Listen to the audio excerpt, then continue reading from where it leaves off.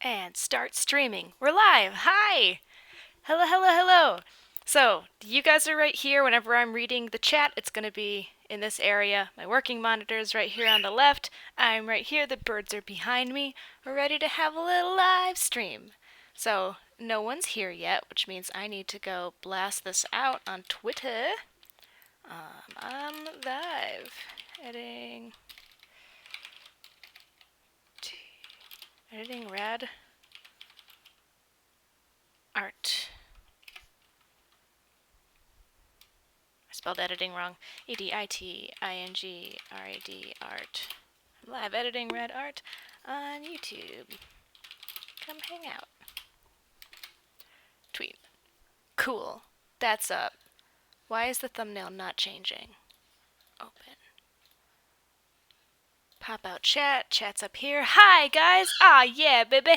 Martha Wright. Hi. Anna Young. Hi. Sarah Galashaw. Hi. Sleepfilled. Hi. Chris Cal. Hey, Cal. Gamer Girl. Cassidy. Shadow Senpai. Eli. Christine. French TM. Phoebe. Anna. Chubby. Sumineko. Gina Marie. Brooke. Hale. KMS Vlogs. Hi, guys. Gamer Girl, can you cheer me up today? I've been feeling terrible. Any tips to feel better? Ooh. That's a really good question. What is your favorite thing that's easy to make and eat? Like, I'm really enjoying green tea right now. And just take a second, breathe deeply for 10 seconds. Go make yourself a cup of tea. Go get yourself a granola bar. Go grab a cutie orange and have a little munch. Bury your feelings in food. Hi, Angel. Hi, Maisie. Hi, Chubby. Oh, I said hi to you already, Chubby. Hi. All right. Alex Ward. Beth, how are you? I'm good. I've been prioritizing sleeping. So, that's a good thing to be doing, I guess. Okay, so today we are going to be editing Rad Art, as the title suggests. Garrus. The bird will jump on my head at one point. So we're going to edit Rad Art. Today we're doing David Lynch, which I'll let you guys in on a little secret. A bunch of people suggested to draw David Lynch, and so I thought, okay, cool. And I did a quick Google to make sure that he wasn't like a crazy racist, because sometimes stuff happens. And he wasn't, so I went ahead and I did the piece, and then I went into the research of him to type up the script in the middle, and I don't love David Lynch. This is the first Rad Art where I picked someone, started the video, and then at the end of the process decided that maybe not my favorite. But that's a secret between us because I can't. He's really important to a lot of people, and far be it from me to say, hey, the guy that you love sucks. I'm not saying that. He's just not my favorite. Hello. Okay, how long does it take to make a Red Art episode start to finish? Katie Mack asks. About 9 hours. It's like a full workday because the piece itself, sometimes the piece takes 40 minutes to do, and sometimes it takes 6 hours to do. Martha, right? You actually streamed at a time that British people can watch. Yeah, dude, it's 1:07 p.m. over here. My streams are all over the place, baby, and I haven't been on here for a while, so thanks for being so patient. Yeah, Sumi Neko Salvat I posted on Instagram. I was having like a little existential crisis last night because I don't want to be inauthentic when I'm making these. And so I want to be straight with my audience, obviously. And this is the first time that I've had to like take a beat and give him props for what important things he's put into the world, but like my own personal, oh my god, he's so great, that's not there this time. Allie, I'm fine. So glad I finally caught this live. Aw, yeah, dude. Wouldn't this be a rad portrait? Okay, yes. So, Rad... How's this working out now? Snarled is renaming Rad Portraits to Rad Art. Maybe with the idea that it's going to be more than just this in the future, but right now it is Rad Art instead of Rad Portraits, even though there was a show called Rad Art that didn't have anything to do with portraits, but now it's all just one big show that's the same thing. I should probably put that in a video, but I haven't yet. Okay, so I've already imported all of my footage onto my computer. I'm going to go ahead and import all of it into Premiere. That goes here. Hey, from Manchester, England. Hello, English. My English beans. Anna says, Beth, have you ever seen Twin Peaks? No, I haven't, but I am going to watch it. Had I not started live streaming, I might have put it on in the background while I did this. Thank you for the tips. You've already cheered me up by shouting me out. Oh my god, I'm crying. Gamer girl, good. I'm glad. Even just watch a live stream and then reach out and I'll say hi and I hope that makes you smile. Laura Smith, really appreciate the way you see others. See why others find him interesting even if you don't. Yeah. So for whatever reason, it feels like when it comes to opinion, it's like you either have to love a person or you have to hate them, and then you can't. There's no room for anything in between. No, I don't. I just because he's not my favorite doesn't mean that he's not like remarkable, creative, and a great thinker. Have some tea. What T-shirt are you wearing? The design looks cool. This is. You're the second person to ask me that today. This is KK Slider from Animal Crossing, playing a guitar in a spotlight. I got it on the Yeti.com like 4 years ago. I think Drew Wise is the artist. Chubby puffs a Floridian bean. Is that the thumbnail from the Sailor Moon video, which already went up? Is what the thumbnail? Oh, this? Yeah. I wanted this to have I wanted there to be a picture of me on here versus just a big empty black space. Just to say, hi, everybody, let's make smiling at each other. What? Okay. I've imported all my footage. What do I need to do? Okay, so David Lynch, we got a fresh, brand new baby face clean project here. And I'm going to pull in my talking head, which is this one.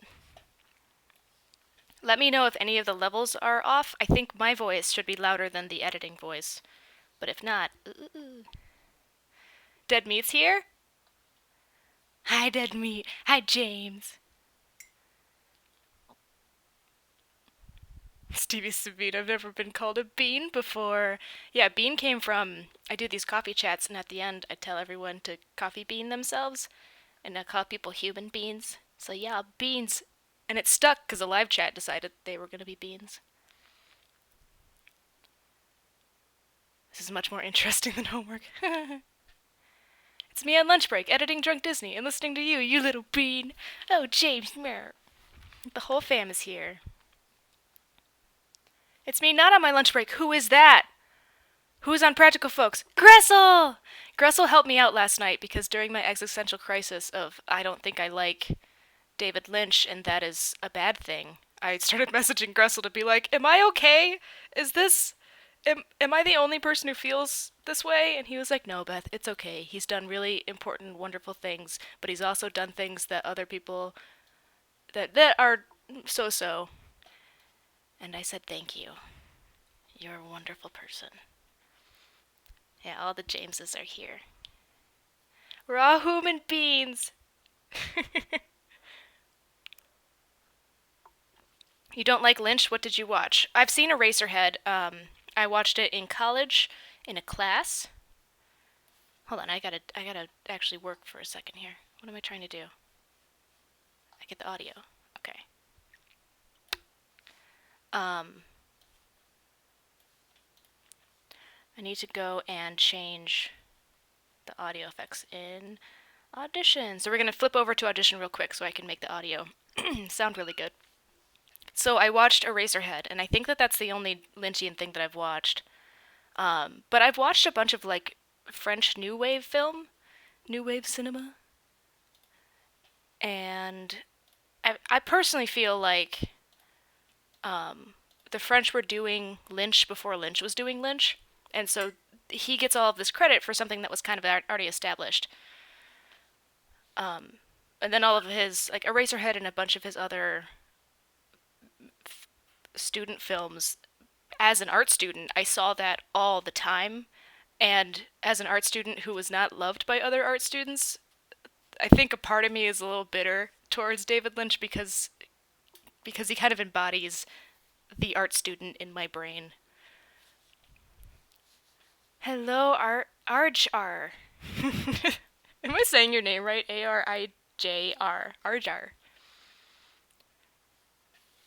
Oh, Kat, I broke my back last year. You responded to one of my messages in a wonderful way. Oh, I'm so glad. I try to respond um, to everybody that I can. Sometimes it gets overwhelming, and I shut down because I don't want to say the wrong thing.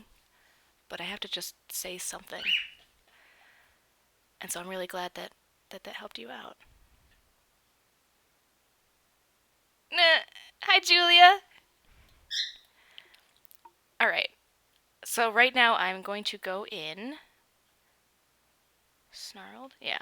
I'm going to go in and I'm going to grab the audio files and edit them a little bit in Audition so that they sound good. Because right now there's a crazy peak right here. Don't know what that is. And they're kind of all over the place. So we're going to go in, put a dynamics processor, a single brand compressor, and an adaptive noise reduction on here. And it's going to, ideally, it's going to even out all of the peaks and valleys.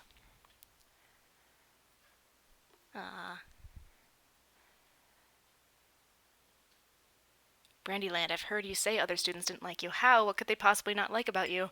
I don't know. I liked school, and it wasn't cool to like school.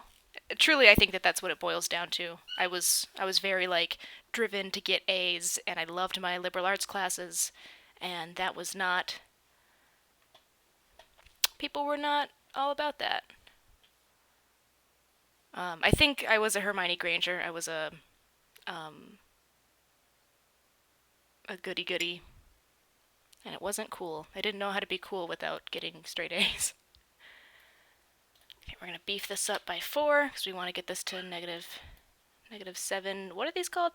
DPSs? I'm just making up acronyms. I don't know. -6 is the number we're supposed to get this to. Are you planning on doing an apartment tour? Sorry, I'm still kind of high up in the chat because you guys are lit today. Yes, I'm planning on doing an apartment tour. It's I'm sorry about Vita dudes. I had all the good intentions to make Vitas. I've got 2 that are ready to be edited. I just haven't. I've been bushed with work, so I haven't been able to edit them. And in one of those videos, I explain that so Mike got sick, and you've probably heard me talk about that a little bit. And the sickness that he had, it's personal, so I don't want to go into specifics. But essentially, he had a reaction to a medication that he was on, and it caused him to not be able to comfortably wear clothes very often. And so, as somebody who needed to vlog in her apartment, I couldn't risk that just a giant, naked, hairy man would walk behind me and then do editing live streams and have to cut out all the naked mic. So it was easier just to not vlog. So that's the big reason why it didn't happen. Beyond just that I'm really busy. But whatever. You guys, everybody's busy.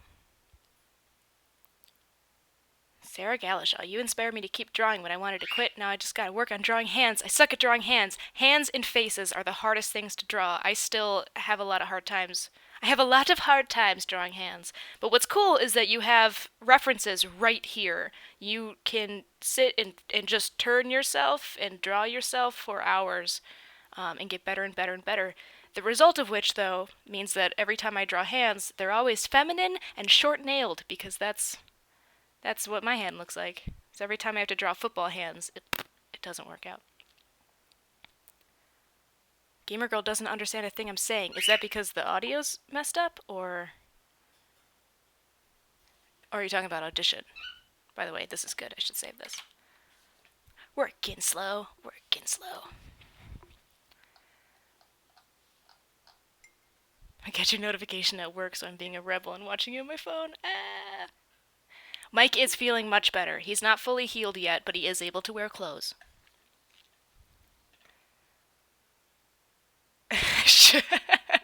Ailey Cell, I shouldn't be laughing at the fact that Mike is sick, but the way you described it, snorting. Yeah, I think that the best way to handle that situation is to laugh at it, because it is absurd. Apply. You should do a portrait of Mike and your birdies. I should. And I should put it on my channel. I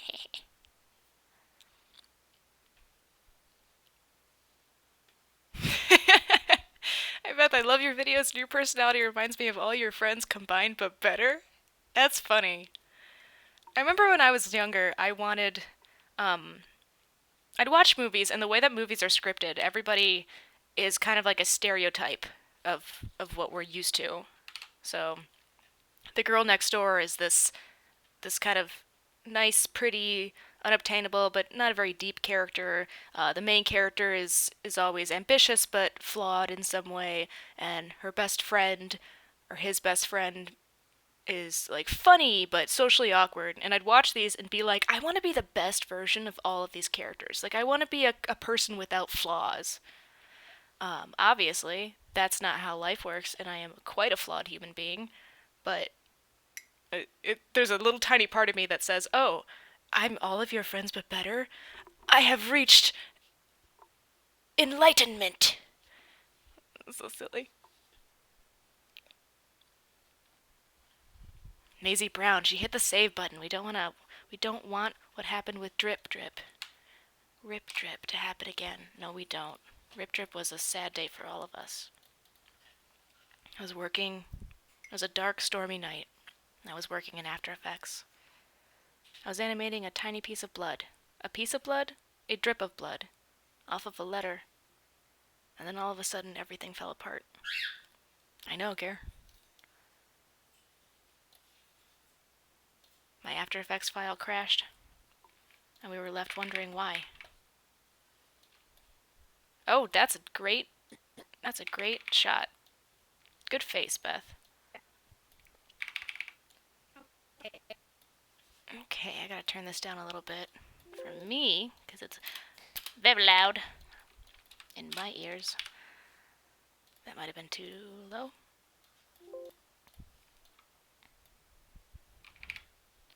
Okay, right now, so I have a little Zoom microphone, this guy here, which I use to record audio, and I also have the camera audio.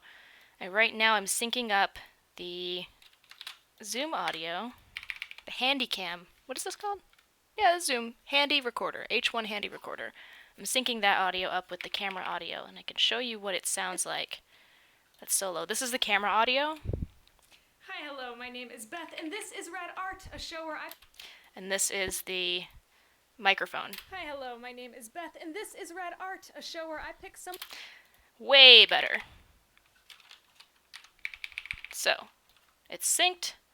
I'm going to pull this up. I'm going to link both of these layers so that when I edit it, they don't, like, go out of sync with each other.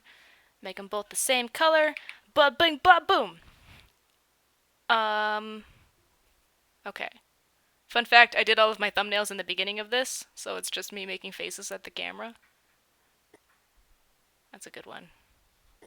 I hope they use that. Okie dokie, Smokey. Let's get into it. Hi, hello, my name is Beth, and this is Rad Art, a show where I pick... I'm sorry, James, what? You don't have to manually sync stuff up? Adobe Premiere can do it automatically. Bitch, how?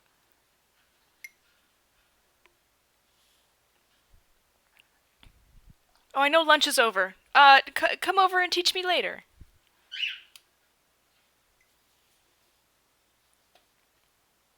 Yeah. Gressel, come on. Didn't you edit, Drunk... What was it? Drunk Dreamworks? Hannah Spanswick, do you find it strange editing content of yourself? I know when I've done artworks of myself, it always felt weird. It did at first, but I've been doing it for 3 years now, so you kind of get used to it. But you notice a bunch of things about yourself that you never would have noticed before. I know when I first started vlogging, I was really self-conscious about this part of my arm. It's fine, there's nothing wrong with my arm. It's not like a bizarrely large or anything. I got fixated on my arms and just started doing push-ups all the time. Make me a mod because I ran into the message limit. Add moderator. There you go, baby. I'll make Practical Folks a moderator too, because I'm a moderator on your guys' chats. What was I saying? Oh, yeah, when you first start editing yourself. And I've changed the way that I speak a little bit so I'm easier to edit around. I've been trying to not say as much. I noticed that in the beginning of my sentences, I'll make a weird click noise with my mouth, like, and then blah blah blah. Blah. It'll just start clicking. So much power. Hi, guys, calm down. Practical folks and dead meat. Double James. Whew. Um, and yeah, you start seeing yourself from a different angle because you never watch yourself talk to other people. You're always just talking to other people. So you start to understand what works with your face and what doesn't work with your face, and it is a weird process at first.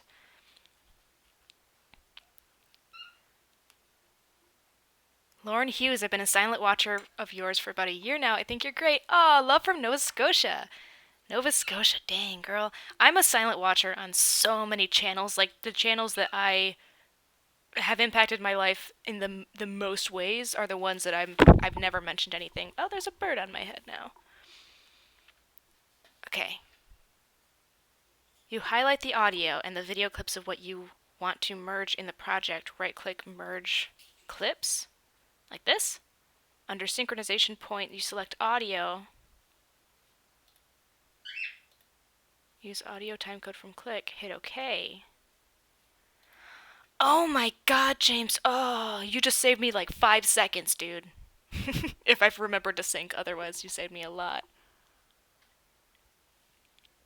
Itty bitty Tara, that lip syncing is a hard thing to grow out of. The prophecy is fulfilled. There's a bird on my head. No, oh, I did it wrong. As long as your camera footage has audio, it'll match up with the sound waves. The video clip.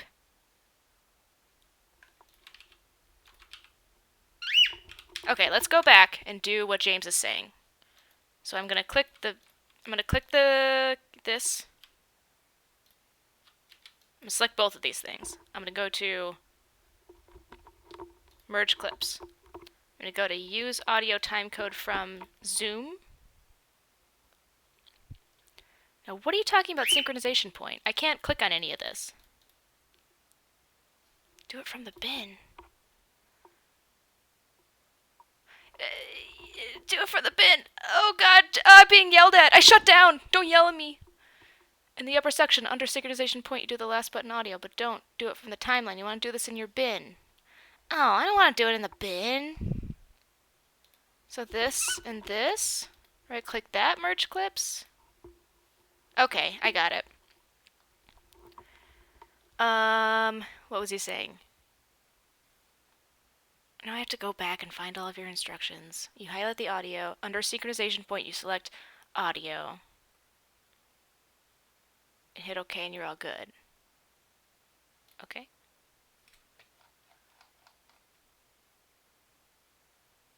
Garrus, you gotta get out of here. Gamer Girl's cat's gonna eat ya. She's gonna eat ya. I look cute. That's not good. That's much better. Oh, it's so good. Get the stuff out of your teeth. Hey, it worked. Thanks, James.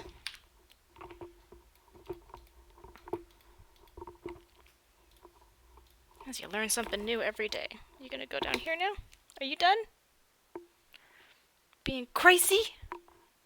Uncheck use audio time from James, it worked. It's synced. Hi, hello, my name. I made a sound that looked like when I made the sound in the footage.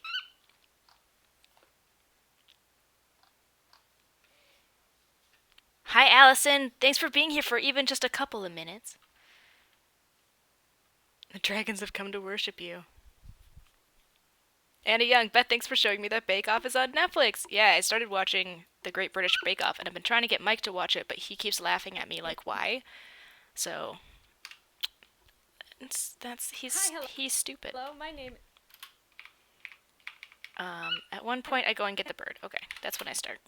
Hi, hello, my name is Beth, and this is Rad Art, a show where I pick someone out of pop culture who I think is super weird.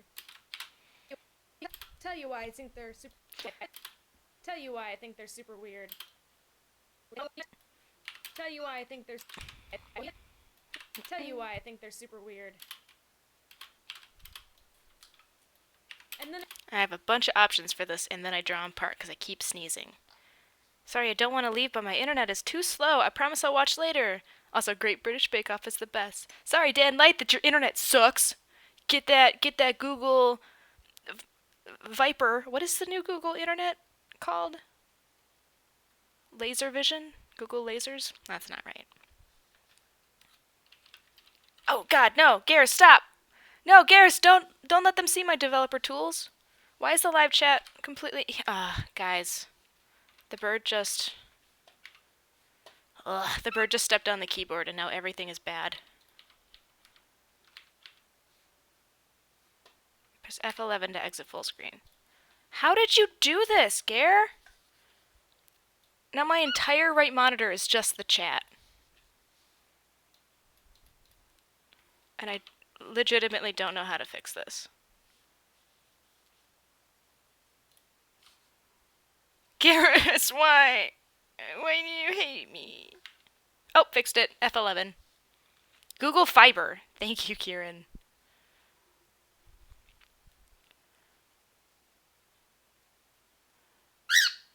Oh, sorry, bud. Garrus is shedding right now. Or molting. I don't think birds shed. I think they molt. So he's got a bunch of these like little tiny pin feathers all over his head. So every time I try to pet him, I end up hurting him because it's just this new growth. It's like when you pull one hair out of your head. It's like, ow, but it's not that painful. A lot of people are saying that they have birds who have died or have flown away, and I'm sorry about that. I have also had birds who died or flew away. Do you want some tea? Do you want some green tea? You shouldn't drink that. No tea for you, Gare. Yeah, my bird. I had a bird named Pigeon growing up, who my dad just opened the front door and bye! Pigeon just flew straight out the back, front out the door. Straight out the door. And was gone forever.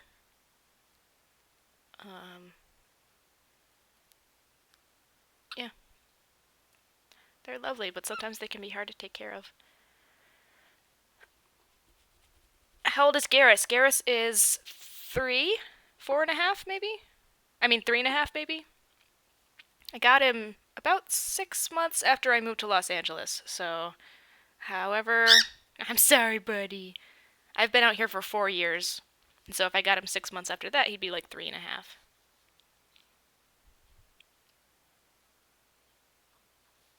How often do you get pooped on? Are they trained like cats and dogs? They are not trained like cats and dogs.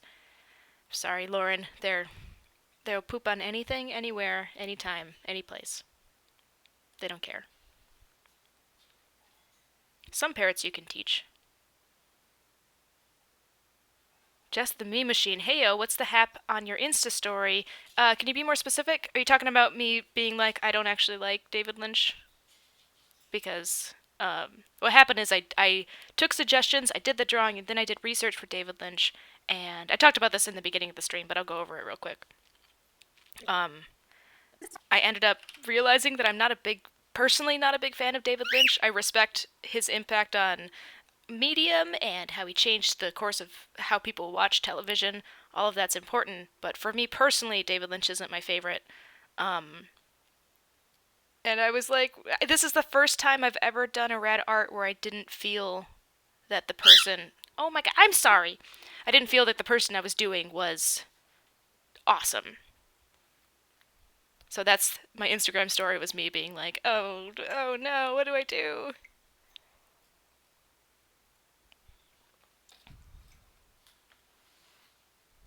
Okay, you can teach cockatiels where and when to use the bathroom. I have tried that. I know you can. You reward them. Can reward them with food or praise when they poop places that you want them to.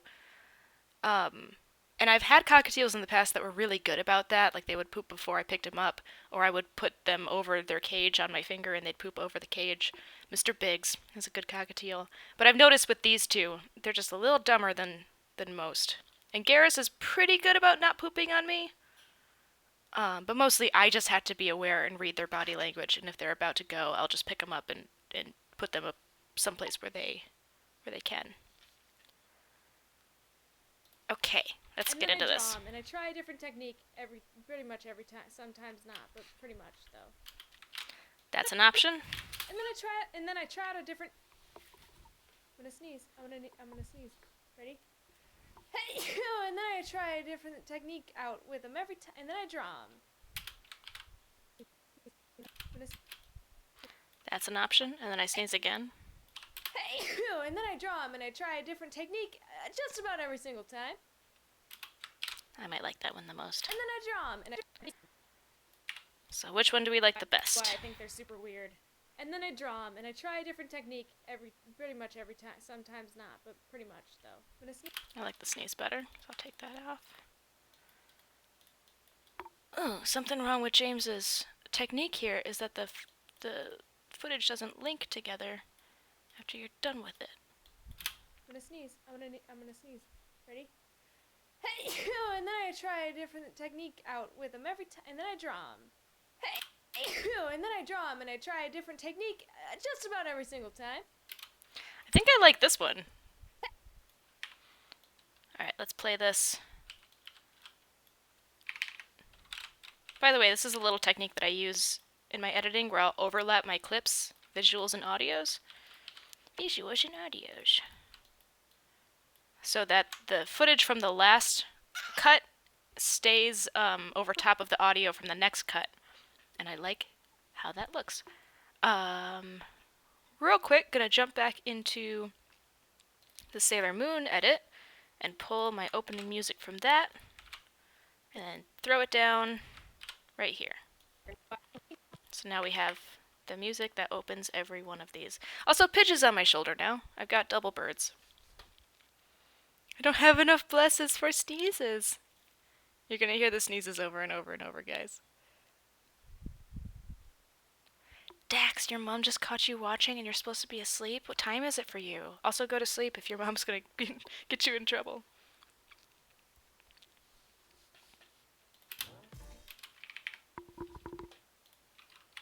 Hi, hello, my name is Beth, and this is Rad Art, a show where I pick someone out of pop culture who I think is super weird. Tell you why. Super weird. Tell you why I think they're super weird. Hey!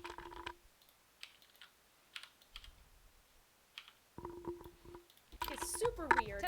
Tell you why I think they're super weird. Hey! And then I try a different technique out with them every time, and then I draw them. Maybe it's because a certain TV show is coming back, but I've been getting a lot of requests for today's portrait subject. I don't love the way that I said that. Today we're doing David Lynch because a bunch of you guys have been requesting him all of a sudden, like a lot. Before it was normal, and now it's like, I think it's because a certain TV show is coming back. Do I do that better? No, I don't. Today we're doing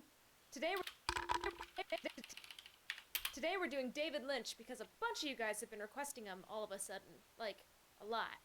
Before it was normal, and now it's like, I think it's because a certain, like a lot. And now it's like, Use your words, Beth. a lot. I think it's because a certain TV show is coming back.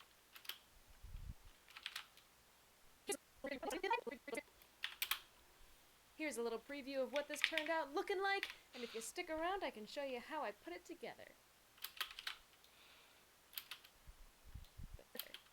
Let's do it.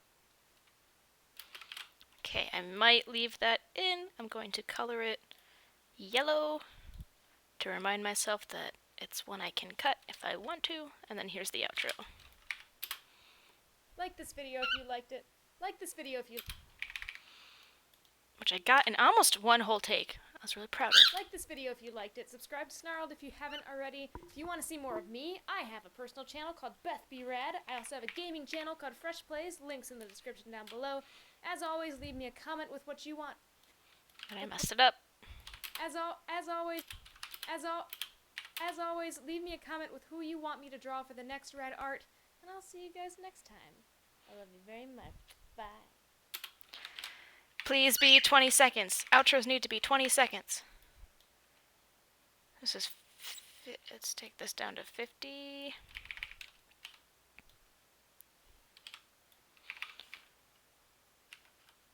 It is! We did it! What time is it for you? It is 1:39 p.m. Bebe. I've been doing this for 30 minutes and I've done like nothing. Oops. Alright, I'm gonna duplicate Moon outro. And it's gonna become Lynch outro.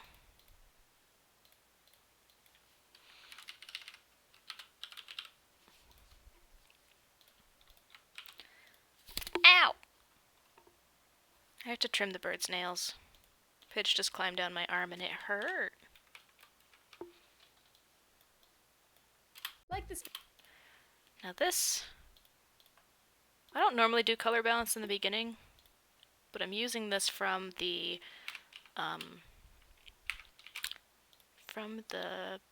Princess Moon, Sailor Moon video.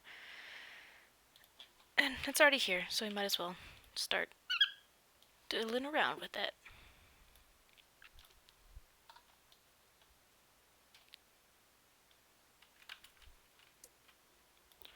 Pigeon, please don't step on my keyboard. I need this.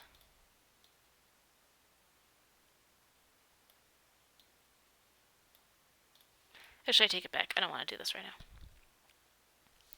Who's leaving?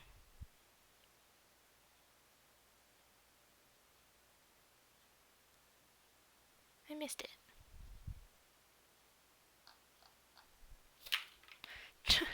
Pigeon, don't be on the keyboard. Signal booth, Beth, save your stuff. Bam, saved it. Thank you. Okay, Garrus just pooped on me. You didn't see it. I saw it. No one saw it. No one warned me.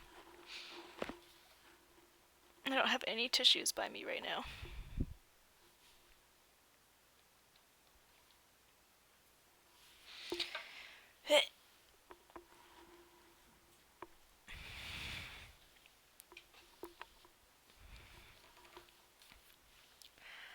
Hi, can you say my name? Thomas Jones. I can say your name, Thomas Jones. How you doing, Thomas Jones? What are your parrots' names? Dina Q asks. Not parent. Parrot. These guys are cockatiels. And this one is Garrus. Oh, you can't see him. This one is Garrus. He's sitting on my knee right now. Garrus as in the Mass Effect character. And this one is Pidgey as in the level 1 Pokemon. Because she's clumsy and dumb. I love her, but apparently she does not love me right now. Okay. Let's pick a song.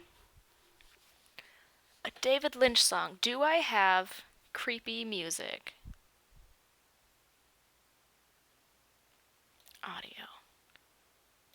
YouTube music. Sad? Let's listen to the music, guys.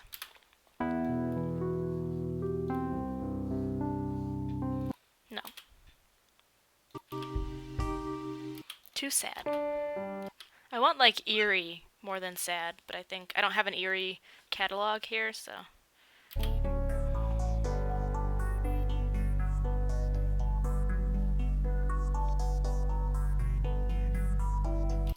Ooh, Anna gets it. Someone confusing Pidgey with Pigeon. How old were your parrots when you got them? Garrus was... You're brand new, weren't you? Like 3 months? You're a little tiny baby. Little tiny baby Garrus. He had an ingrown feather and I had to take him to the doctor and have his ingrown feather removed. And then he's been really healthy ever since. Yeah, so I think Garrus was 3 months, 2 or 3 months, and then Pidge was a year old when I got her. Hi, Aiden Brown. Just stopped in to say hello. Need to go to bed. Hello from Russia. Beth, my name is Bethany. I'm from Ireland. I don't know why I'm typing in all caps. I don't know why I'm talking in all caps. Blah! I have a little bit of Irish in me.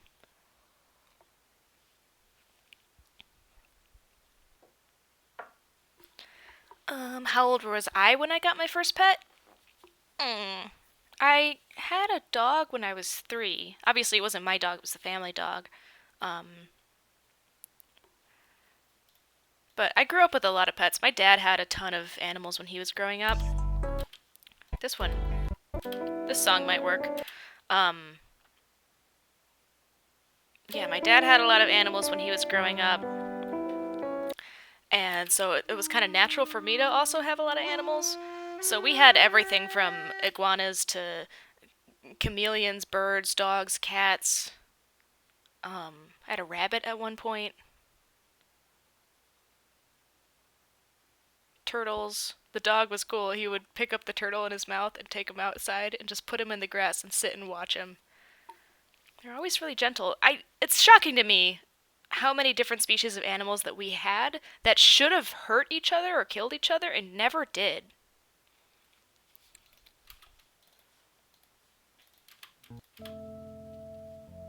What is this song? Little Drunk Quiet Floats? That's such a weird name.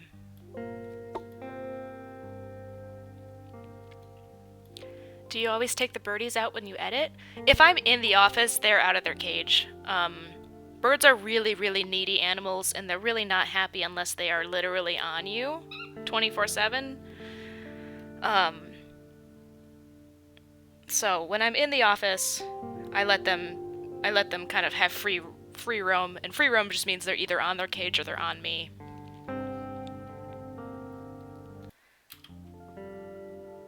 Little Drunk Quiet Floats might be good.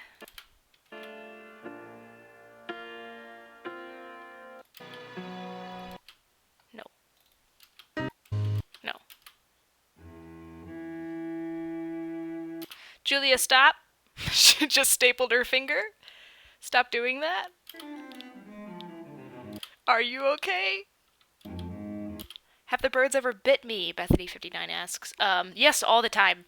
But these guys are hand-fed, and if you get birds that are hand-fed, which means that when they were born, people would feed them their food versus their parents. Like, they're still with their parents, but like they're not taken away from their mama and dad. But what happens is they associate humans and human fingers with the caregiver, with food, with their mom and dad, so they don't bite your fingers the way that parrots who are raised purely by other parrots do. So they're really gentle.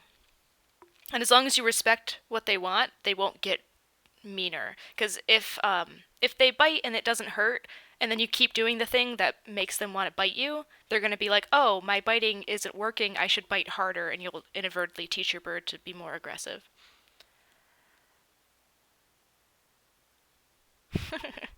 Anna, you do you. Where do you get your music from? I get my music from YouTube, and I'll show you real quick. If you go... Here we go. So if you have a Google account, if you have a YouTube account, in the top right corner you can see your little icon. Click on that and go to Creator Studio.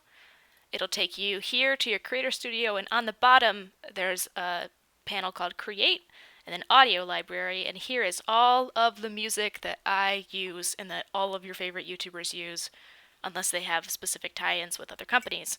You can do attribution not required, and there's just tons of great music up for grabs, and you'll never get content ID'd for it. Actually, I'm gonna look real quick through no. What's... Guys, David Lynch music is like heavy breathing and maybe a piano key. So ambient dark? Nope. Yeah, but that's a sting. That's David Lynch music right there. Can I just put that on repeat over and over and over? Martha Wright, Jesus, what? I notice you. Mary Callahan, Beth, do you have a favorite medium to work in? I like working in pen and ink specifically. Let me see if I can pull. Oh, just dropped a plant. That's fine. It's fake. Do I have my pens here? I don't oh, I do. Okay. So currently, my favorite pens to work with are these microns. Sakura Micron. I'm gonna put these up to the camera in a second so you can see them. These guys. Right now, these have little tapes on them because they're old, and I'm trying to keep track of which ones are running low on ink and which ones are not. These are my favorite pens to use, and then I also use water brushes, which look like this. This one's a little worse for wear, but this is a water brush pen. The tip of it is just a clear series of brushes. But what's cool is that this chamber is empty and you can put whatever you want in it. Traditionally, you're supposed to put water in it and then you can use it in tandem with other inks to create ink washes. And that's my favorite thing to do. It's just really calming and meticulous, and I like it. Otherwise, it's digital. I work in Photoshop, mostly. Ooh, Thomas Jones, estimate how much money you've spent on art supplies in your lifetime. A lot of money. Most of the art supplies, though, to be honest, that I've spent, most of the money I've spent on art supplies was spent in college. Because they just require you to buy entire sets of things that you'll use one time. Which is tiring. Alright, let's look real quick through these.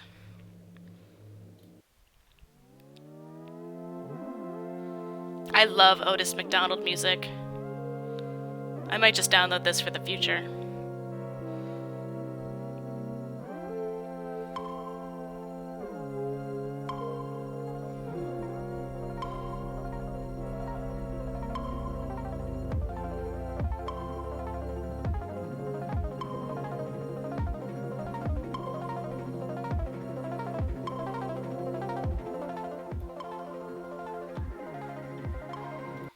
That might actually be good. It's a little more optimistic than David Lynch's, but I like it.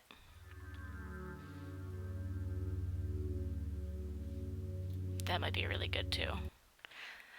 One thing I don't like about this audio library is that I can only listen to the songs from the very beginning.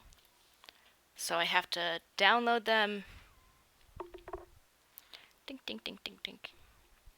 And then open them up in a music player to listen to the whole thing. Beth, what happened to your Cintiq? I thought it was that you scratched it on Twitter. Yeah!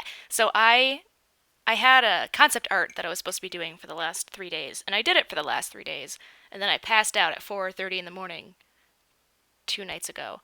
And when I woke up, I looked at my Cintiq, and that's what it looked like. It had all of these white scratches, these white scratches all over it, and it was from just vigorously using it for hours and hours and hours and hours. A really quick wipe down with some soap, and the residue was gone. I don't know what the residue was. Maybe it was like my skin. I don't know. But yeah, it looked pretty rough. Okay. Well, that didn't work. Open with... What? Is it groove music? Yeah, that's what I want.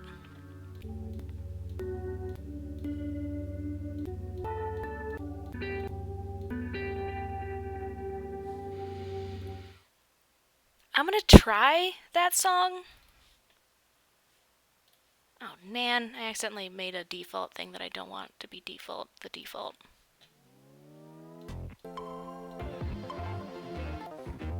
Yeah, that's too vibey. But Walk in Space will work. Okay, so now I move the music to audio from YouTube. We go to... What would this be? Vibey? Let's do Vibey. Walk into Space goes into Vibey. And then over here, I want to also go into Vibey.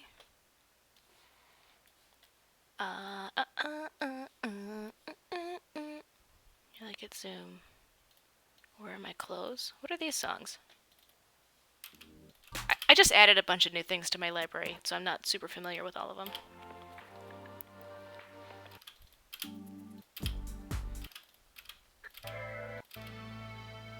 Okay.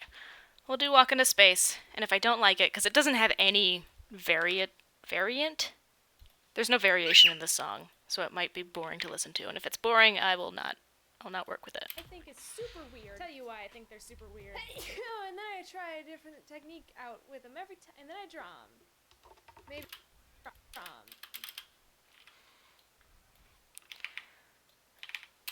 maybe it's because of certain TV shows. Technique out with them every time, and then out with them every time. And then I draw them. Maybe it's because of certain TV shows coming back, but I've been getting a lot of requests for today's portrait subject. Today we're doing David. Okay, delete that. Don't want it. Today we're doing.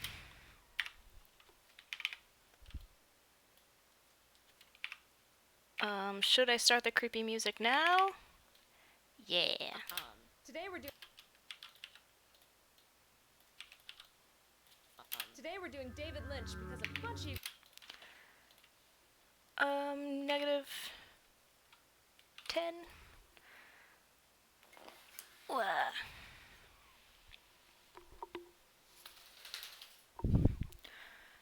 Prince Mads, what do you suggest for people who want to try out YouTube but are too scared to show off their art?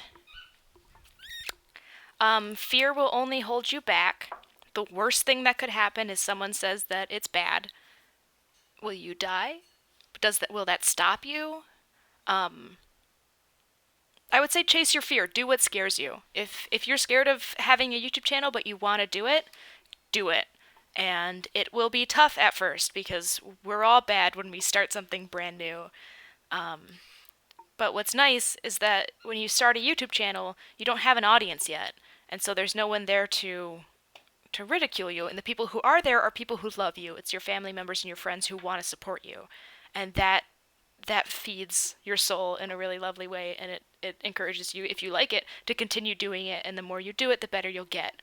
So if you're not ready to do YouTube, start posting on Instagram, start posting on Twitter, start a Tumblr page, find other people who are making art like yours and comment on their stuff, and create little internet communities of people who are interested in the same things, and then help that kind of feed you into doing what's next. Who's Mimi Big Boy? Is Snarled fun? Yes, Snarled is fun. Snarled is also a bit of a job. So.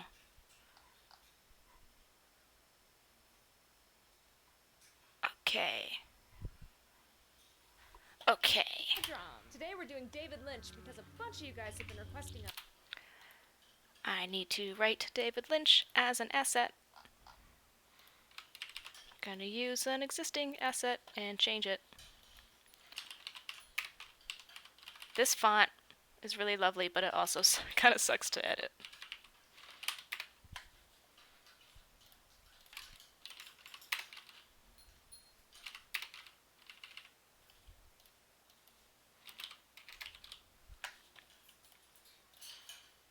Wait, that's not how you spell his name. Uh-oh! Lynch? Yeah, oops. I spell things wrong all the time. No!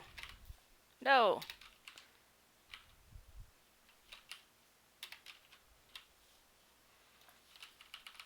Like, why is that Y so big? Why you gotta be so extra? I have to make the L bigger now.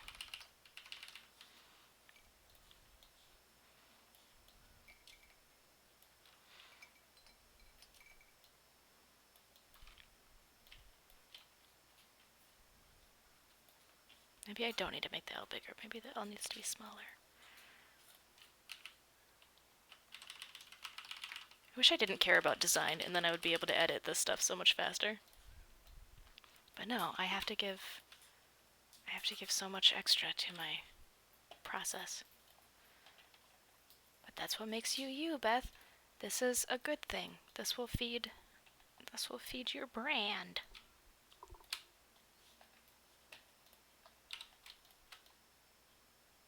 Okay. But saying extra is my new favorite thing. Today we're doing David Lynch. Today we're doing drum. Today we're doing David Lynch because a bunch of you guys have been requesting him all of a sudden. Like, a lot. I think it's because of requesting him all of a sudden.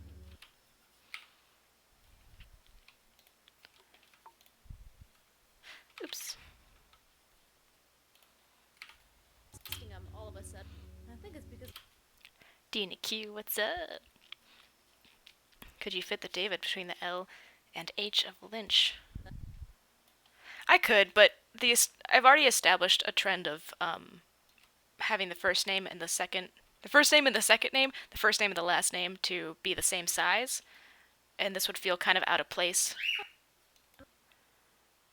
But if I had established that this is a thing that I did all the time, it would work better. Hey, we're doing David Lynch because a bunch of you guys have been requesting him all of a sudden. I think it's... So I'm gonna do that trick that I do where I make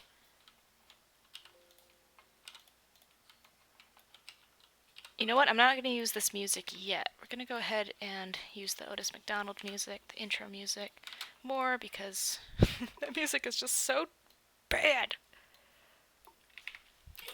And then I try a different technique out with him every time, and then I draw him. Today we're doing David Lynch because a bunch of you guys have been requesting him all of a sudden.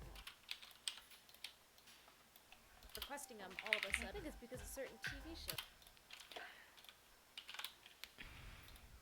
All of a sudden. I think it's... All of a sudden. I think it's because of certain...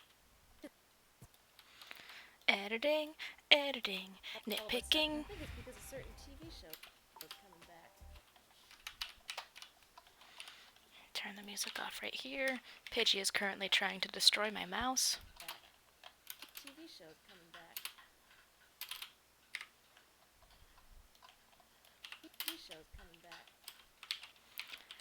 Now we do this. Now we do the creepy music. I don't know what I just did. I clicked on some stuff. Pidgey, I can't with you right now. Get on my finger. Go home. I'm holding my mouse like this, and she's just nibbling on the little roller ball right here, and it's tickling and distracting. I think it's because of certain TV shows coming back.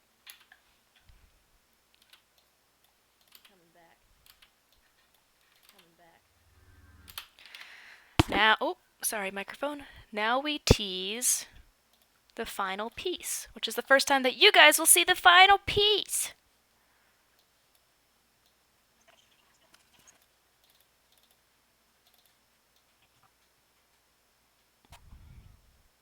It looks like this.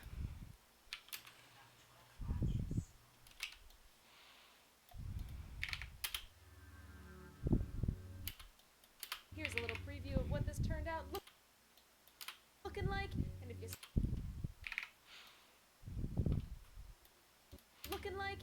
stick around, I can show you how I put it together.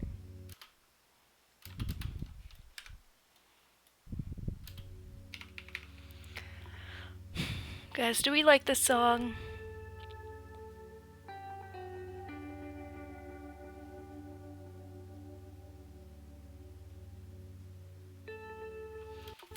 Ugh, I don't. You like it. I don't like it. What's the other one I liked? It was in Sad. The Little Drunk Quiet floats.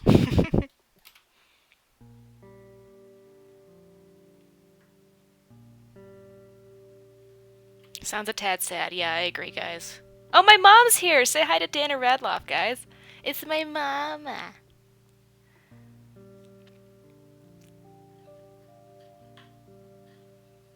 If you don't like the music, don't use it. I agree. Don't do it if you don't like it. I like this song more.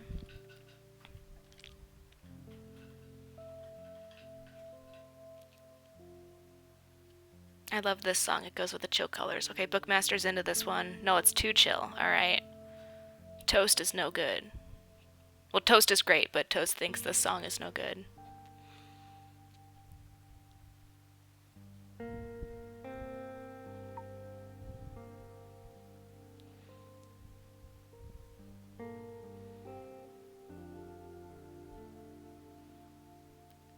See, Laura Smith says it's very Twin Peaksy, and that's what I'm going for. I'm trying to find a song that's in the world of David Lynch.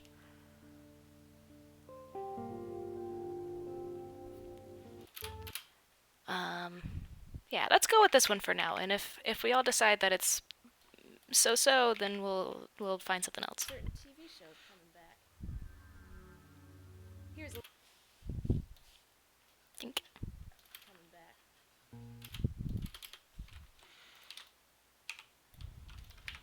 Shows coming back. Here's a little.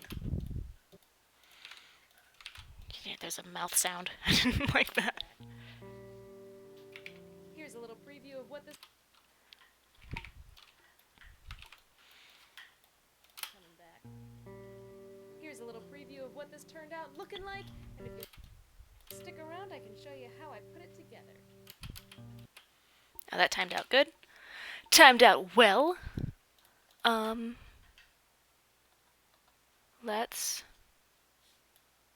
Let's get into the fun part. Oh, but we should do the part that's not fun first. The voiceover.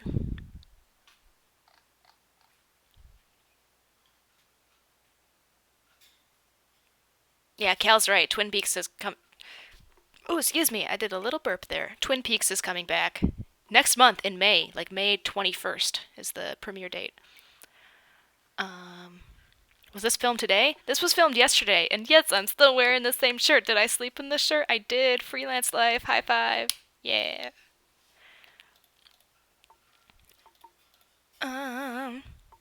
Okay. I'm sorry, guys. I considered doing this before before the edit. No, before the live stream, because I don't like editing this for the live stream. But gotta do what we gotta do. So I'm about to do the voiceover edit, and you get to listen to me say the wrong thing over and over and over. Lynch is an American. And then be mad at the birds for making sounds in the background. David Lynch is an American director, screenwriter, producer, painter, musician, photographer. In a word, David Lynch is an American director, screenwriter, producer, painter, musician, and photographer.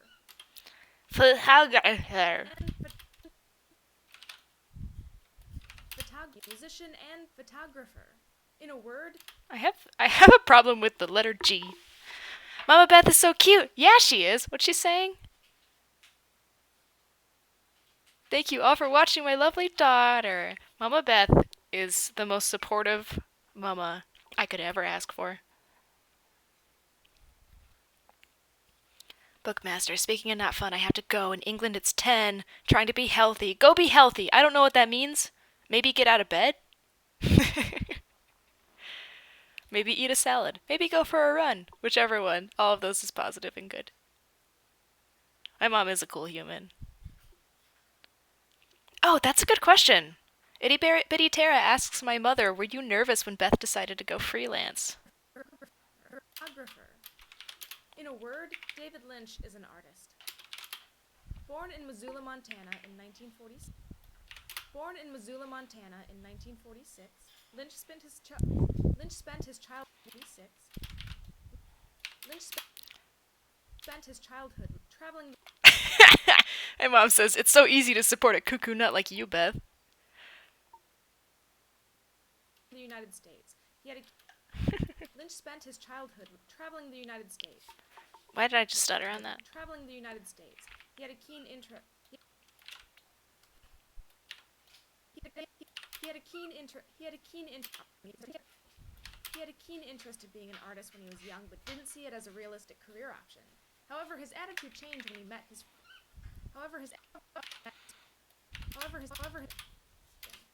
attitude changed when he met friends of his father who were successful painters and decided to study painting in college. He first enrolled in the School of the Museum of Fine Arts in Boston, but quickly dropped out because he found it stifling. Along with his friend Jack Frisk,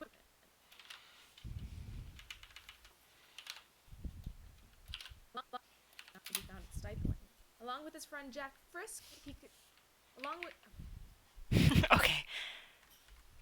Oh, there's a guy's name that I did not know how to pronounce, and I had to look it up. along with his It's not Jack Frisk. That one's easy. Along Dana, you win for most confident and supportive mom. Aww. Did you know my mom lived in Germany for a couple years? 3 years, I think? Along with his friend Jack Frisk, he contrived to study under expressionist painter Oskar Kokoschka in Europe. The two boys planned a 3-year trip overseas, which crumbled apart. The two boys in Europe. The two boys planned a 3-year trip overseas, which crumbled apart when arriving in Europe. When arriving in Austria, crumbled apart. When arriving in Austria, they found that Kokoschka was not available, so they returned to the U.S. after only 15 days. At 21 years old, Lynch was studying at the Pennsylvania Academy of Fine Arts in Philadelphia and engaged to his pregnant girlfriend, Peggy. You remember his Philadelphia? Oh, is all of England leaving right now? I've got to go too. I hate being in England. These streams therefore being so late. Love watching what I can of them though. Oh, it's 10 p.m. I see. Of course it's 10 p.m. What did I think it was 10 a.m.? Come on, Beth. Save, quick, drink tea. I did it. Thanks, guys. Thanks, Dina. Thanks, Thomas. It's still a video, idiots. Says, when did you get used to seeing yourself so much when editing? I did YouTube for a summer in 2012, and I was super not used to it, and those videos suck. They're still online. You can watch them. It's real. It's like, oh, these are bad. And I was not used to myself then. When I moved to Los Angeles and lived here for a little while, I started doing videos again, and sorry, babe. I kicked it off with Vita, Vlog Everyday April, 2 years ago, I think. 3 years ago? No, 2 years ago. 3 years ago? This is the third Vita, which would mean 3 years ago? Wow. I did a video every day for a full month, and I was very self-conscious doing that, and there was a lot of exploration and self-discovery and trying to figure out what my voice was going to be. And it was after doing a video a day for 30 days that I think I finally was over the hump of, ooh, I'm self-conscious about this. I mean, I'm still self-conscious about certain things that I do, and I could push myself to be more expressive.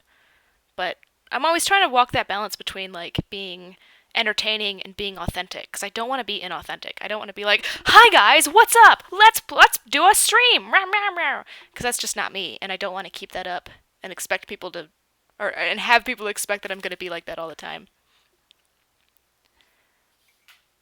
Why are we all English? Because I'm doing a video at 2 p.m. on a Tuesday.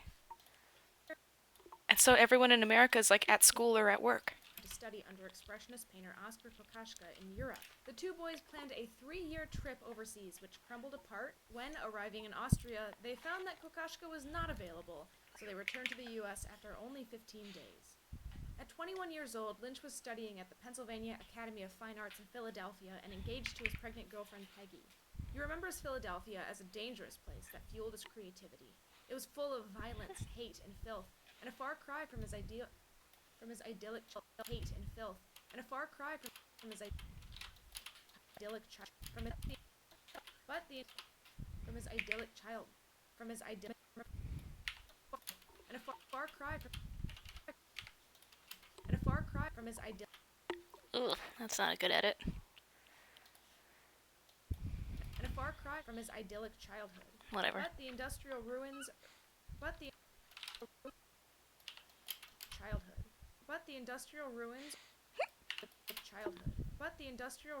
Urban decay, and strange visual juxtapositions struck him as beautiful because of, rather than despite, the emptiness and horror. Lynch's later films would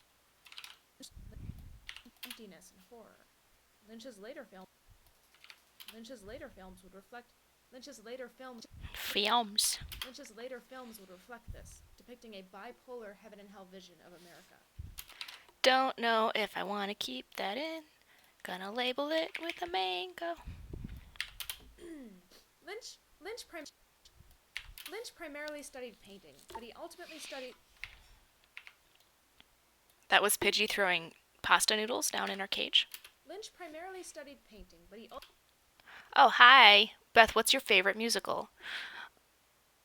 The obvious answer is Hamilton, which I'm really in love with right now, but there was one that I saw and I don't remember it like at all. And it was called, oh boy.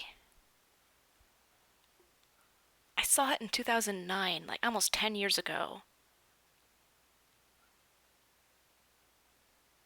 What would that have been called? It was the funniest musical I'd ever seen. I keep thinking Kinky Boots, but it's not. It's super not Kinky Boots. It's. Oh, my mom might remember this one.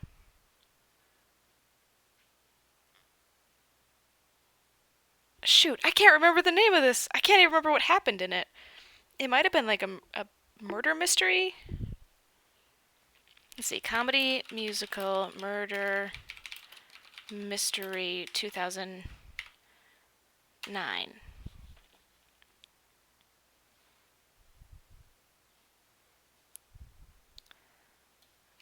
Let's do comedy musical 2009. Oh, those are movies, not musicals.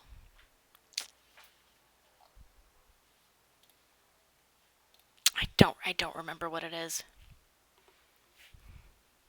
There's a cat here now. Pidgey's not into it.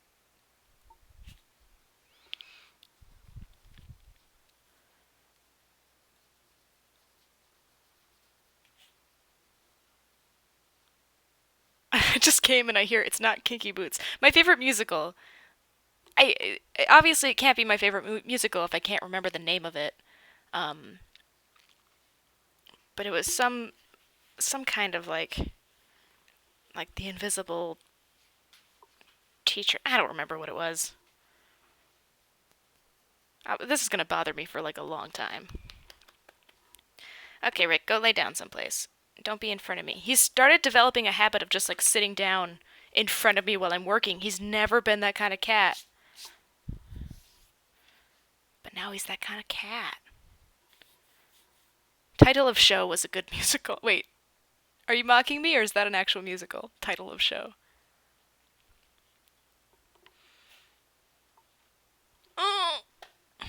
America. Lynch primarily studied painting, but he ultimately. How can your dog see my cat? I'm in like this. I'm such a small little part of this video screen. Also, Rick, why are you being this way? Can you see the standoff that's happening? The bird is still on my shoulder. Rick does not bother the birds. Um, Sometimes when he's playful, we make sure that the birds are put away because he'll get he'll want to play with them. Um, he's interested in the birds. He likes to watch the birds, but like you can see right now, the cat is right here and the bird's right here. Garrus is super chill around the cat. Pidgey does not like the cat. I don't know if you guys can hear her, but she's sitting there going. Oh, yep. See, doesn't it? Not into it. You scared the bird, didn't you? You scared the birds. Go lay down. Okay.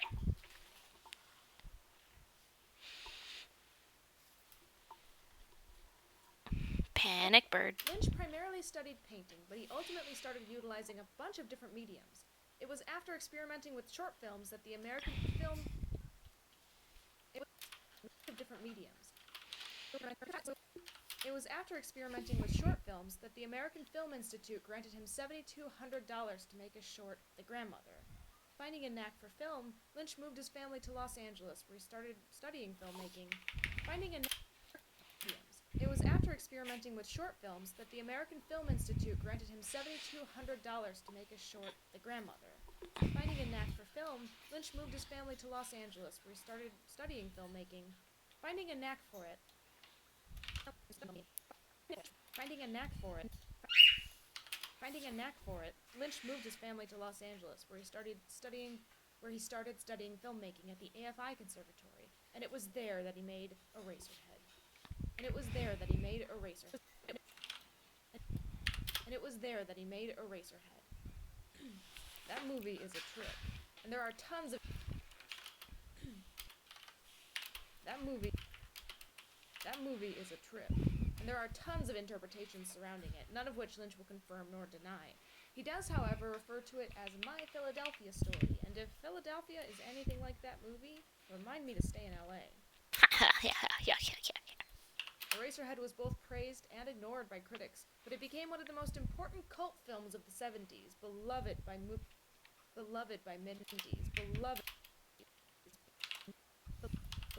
midnight moviegoers. Ricky, you're very cute. You're being very sweet right now, but I need you to stop headbutting me so I can work. I know Mike got a job, and so now he's not home anymore. The Elephant Man garnered Lynch mainstream success and The Elephant Man was a film that garnered Lynch mainstream success and catapulted him into the eyes of people like George Lucas, who asked him to direct Return of the Jedi, and Dino De Laurentiis. And The Elephant Man was a film that garnered Lynch mainstream success and catapulted him into the eyes of people like George Lucas, who asked him to direct and Dino. Ricky! Come on, dude. He's just nuzzling my arm. Who asked him to direct Return of the Jedi, and Dino De Laurentiis. And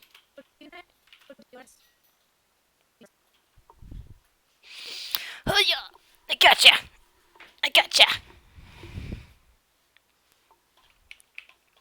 Dino De Laurentiis. And Dino De Laurentiis, who got him like George Lucas, who asked him to direct Return of the Jedi, and Dino De Laurentiis, who got him to direct Dune.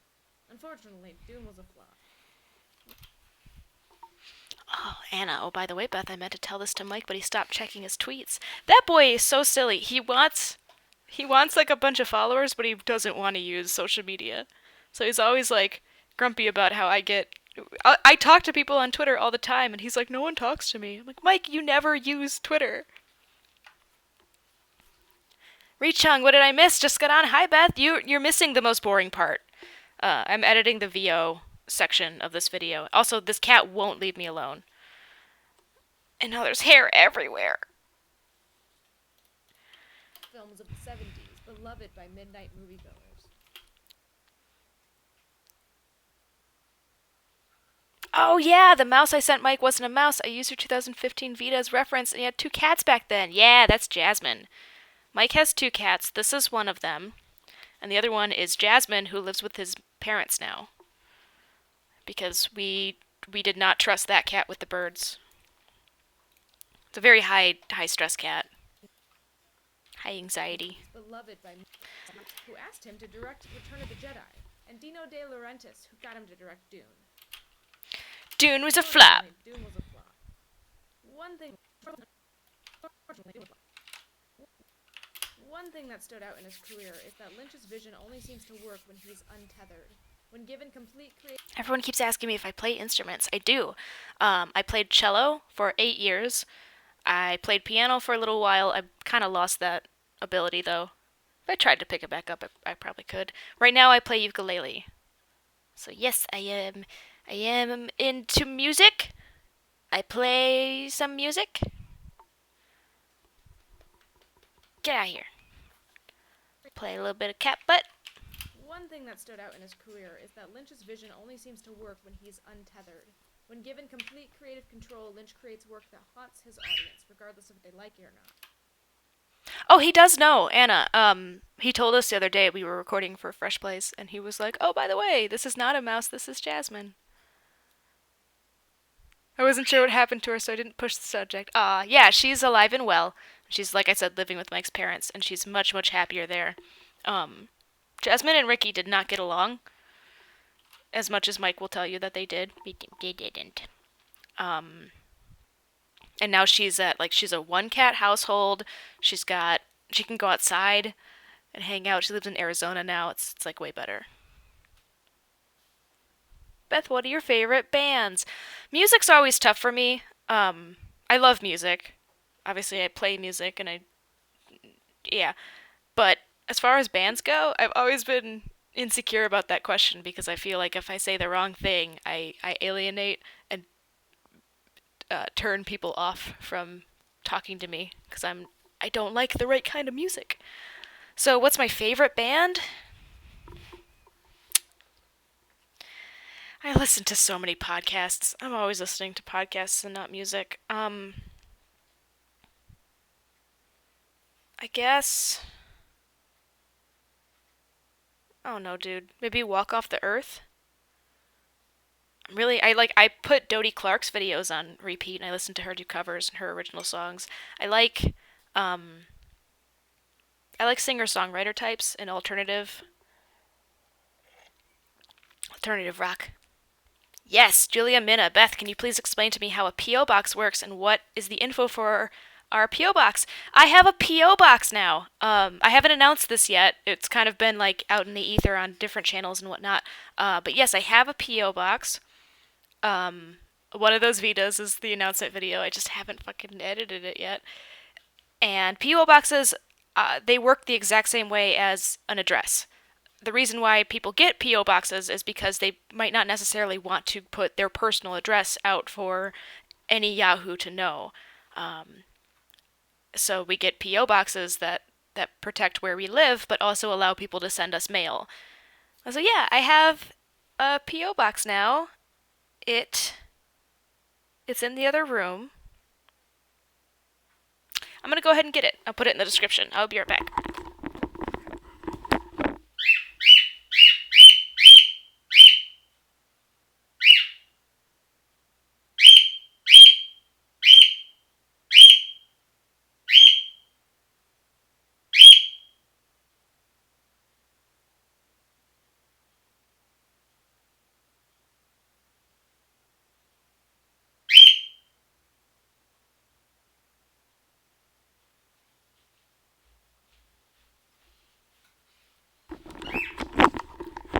Did anybody want to get a bird? Because every time you leave, that's what happens. Let me get my P.O. box. I took a picture of the address, but I don't remember it.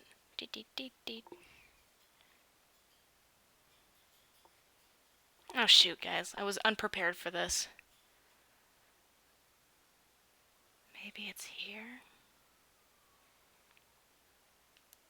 Did I take a picture and then send it via a text? I did. Okay. Let me pull that up.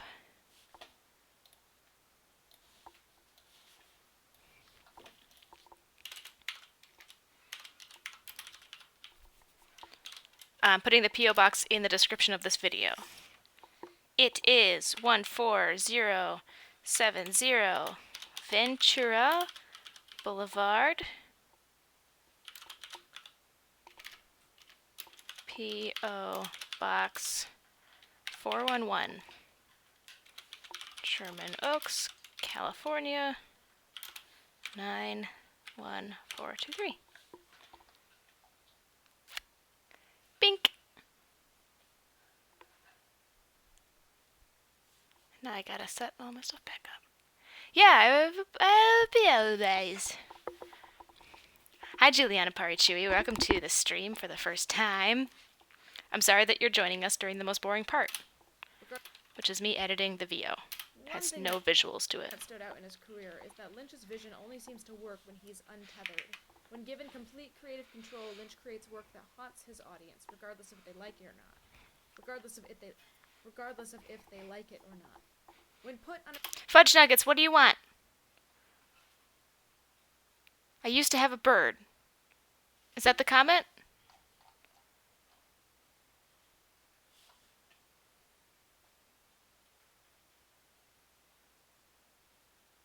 Oh, hell yeah, Juliana. I nailed it, baby. I always try to say the name. I think trying is better than going, I don't know if it's right or not. But I do that sometimes too, so. a tight leash and made to bend to a studio's like it or not. When put on a tight leash and made to bend to a studio's will, the enigmatic thing disappears and the movie flops. I mean, David Lynch's,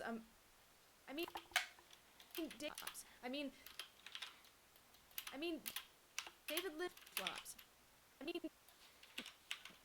David Lynch in America. David Lynch is America's most avant-garde filmmaker. His name is an adjective. We describe things as being Lynchian. Not many filmmakers have that, and when you try to bottle it, it drains away. When asked what Lynchian is, Lynch himself is unable to describe it, divorcing himself, the artist, from the... Oh, I didn't say my favorite band. I got distracted by other things.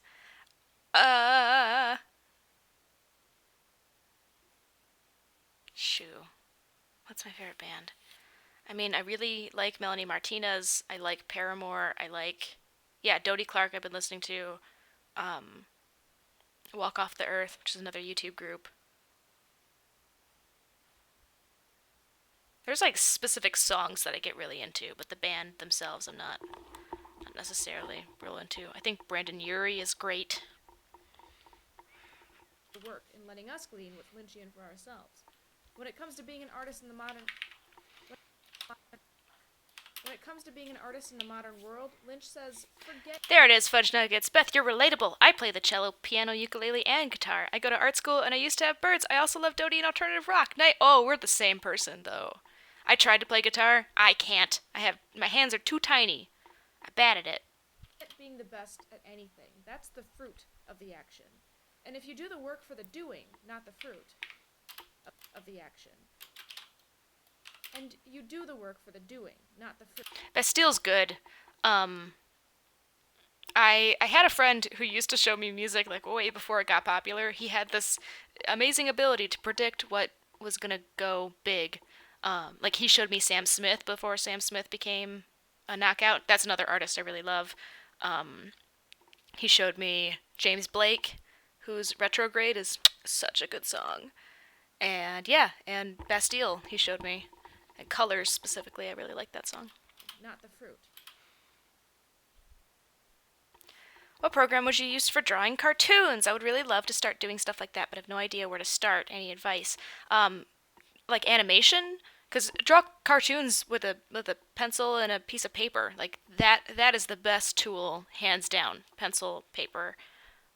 Every other tool beyond that is kind of another version of it or an extension of that. And so if you're good with pencil and paper, you're going to be good with everything else. If you want to start animating, I animate everything in After Effects, which is a specific type of animation. It's keyframe animation. But if you wanted to do cartoons like Gravity Falls or Adventure Time, I'm not going to be the best person to give you that advice. I think it's Toon Boom. I think they all work in Toon Boom. But that's like a giant program. Oh Wonder is also good. Cyclops Typhoon is asking if I like Oh Wonder, and I do. I do a lot. That she'd be a good Lynchian artist. The youth. Brendan Urie is starring in Kinky Boots? Really? And you do the work for the doing, not the fruit. You can never really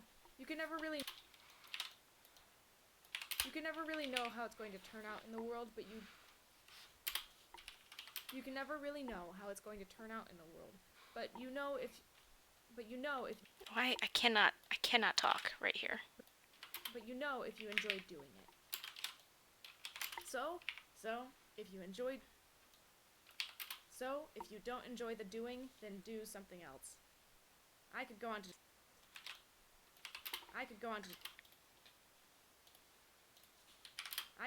describe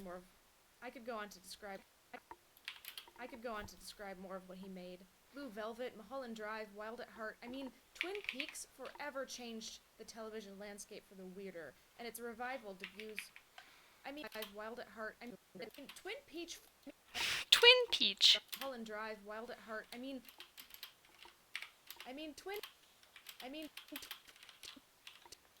Mulholland Drive, Wild at Heart. Twin Peaks forever changed the television landscape for the weirder, and its revival debuts next month. But instead of that, I want to share what's important to him. In 2005, the David Lynch Foundation for Consciousness-Based Education and World Peace was established, founded on Lynch's belief in the life-improving qualities of I went through a big Lana Del Rey phase, and then I haven't listened to any of her music since. So I liked it. I really liked it for a span of time, and then I haven't gone back. Founded on Lynch. Save Beth! Thank you, baby. Anna asks, Beth, have you seen Coyote Ugly? I have not seen Coyote Ugly. Belief that life... Founded on Lynch's belief that life... Founded on Lynch's belief in the life-improving qualities of transcendental meditation. Aurelia Moore, how do you get over listening to your own voice? I remember that mattering to me a lot when I was younger, but as I've gotten older, I just kind of accepted my voice as what it is, and I've stopped wanting to be different. So I think with age, with time, experience, and age, you can get over even the most annoying of things. That being your voice. Founded on Lynch's belief in the life-improving qualities of transcendental meditation. Dina Q, I'm sorry, you've been asking. Tell us your most embarrassing moment story. By the way, I'm from Greenwich. Kentucky? CT? Or Connecticut? Kentucky's not CT, Beth. Kentucky starts with a K. CT's Connecticut. Right? I don't want to be wrong. Ugh. What's my most embarrassing story? I've got two. One I told on the Rad Art where I painted Megan Tenya's face. So that lives on Snarled, and it's about the day that my first boyfriend asked me out, and I threw up everywhere all day. That sucked. That was a bad day. And then more recently, like just about exactly a year ago, I was hanging out. It was RuPaul's Drag Con. A couple of my buddies from when I was way younger were in town, like girlfriends of mine from second grade, that long ago. And we had just a drag fun weekend, and we went to drag con and we saw drag shows, and we were out and drinking and having a good time. And I don't go hard. I'm not a party girl. I am really good about like managing my intake of alcohol, and I've never blacked out. This is the closest I've ever come to blacking out. We went to a drag show in West Hollywood, and it was just the four us. It was actually only three girls. One of my friends had left already, so it was me, Autumn, and Jill. And Autumn is the best person to have with you in a pinch when you can't take care of a situation. She jumps into the driver's seat and she takes care of a situation. And I was just making friends at the bar, and we were all buying each other drinks and getting to know each other. I made friends with hairdressers, and men were out who had never dressed in drag before, and it was their first time. We were all having a good time and talking about our lives, and it was really quite lovely and great and fun and positive. And then I was too drunk to stand up. And I never get too drunk to stand up. And I had dressed up, man. Like, I was wearing fancy slinky dress and heels, and I never wear heels. We ordered an Uber to drive home, and it was like 5 blocks away from where I live. It wasn't very far. But I get really carsick in cars. All my embarrassing stories are me throwing up. And guys, I threw up in an Uber.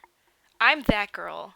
And don't ever throw up in an Uber because it was $200. You have to pay them $200 if you throw up in an Uber. And it was just so embarrassing. She didn't take us all the way home.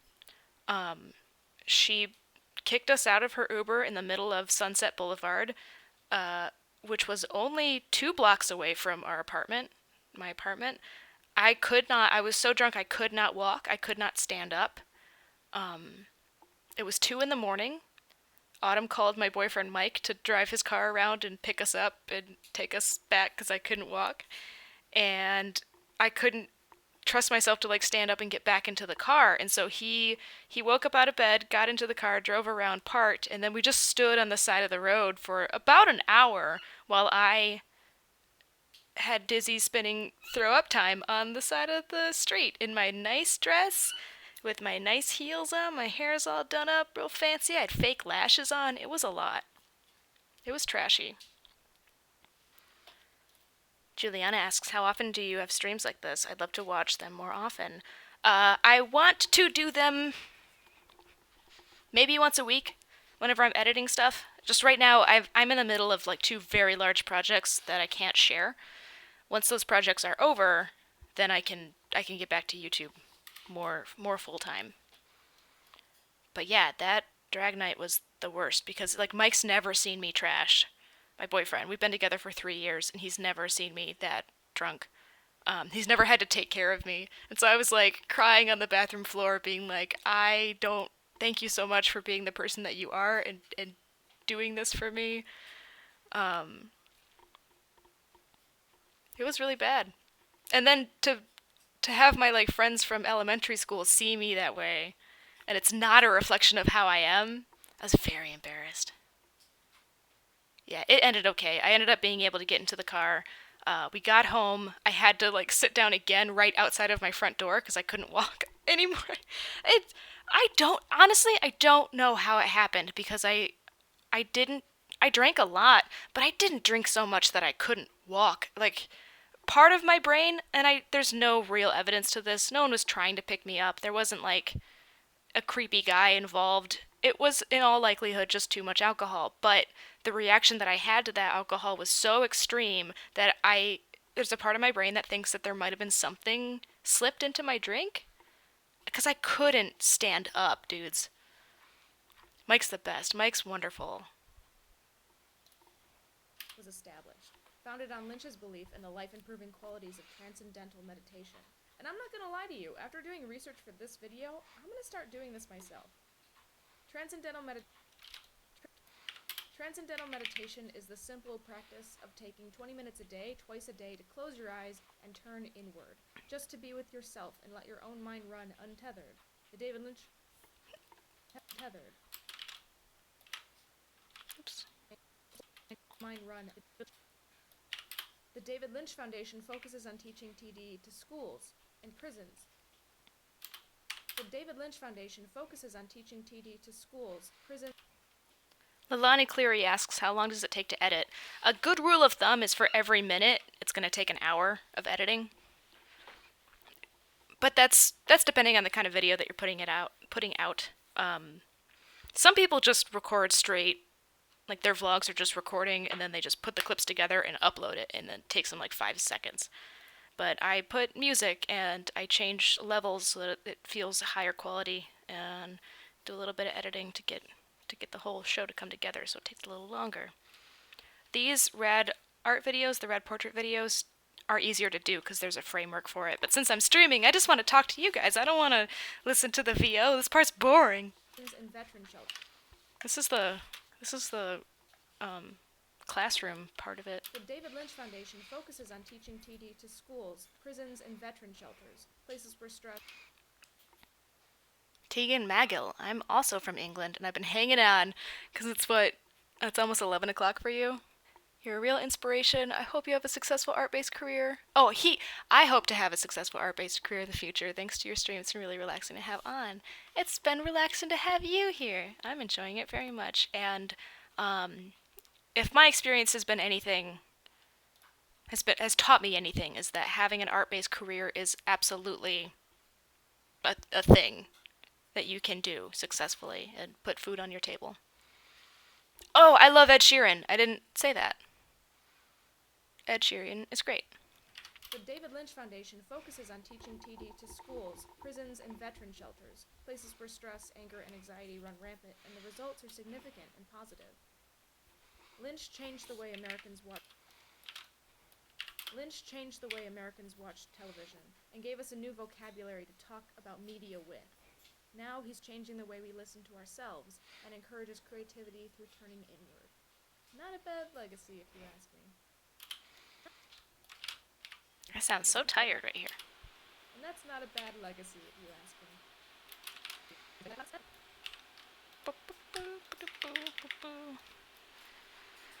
Okay.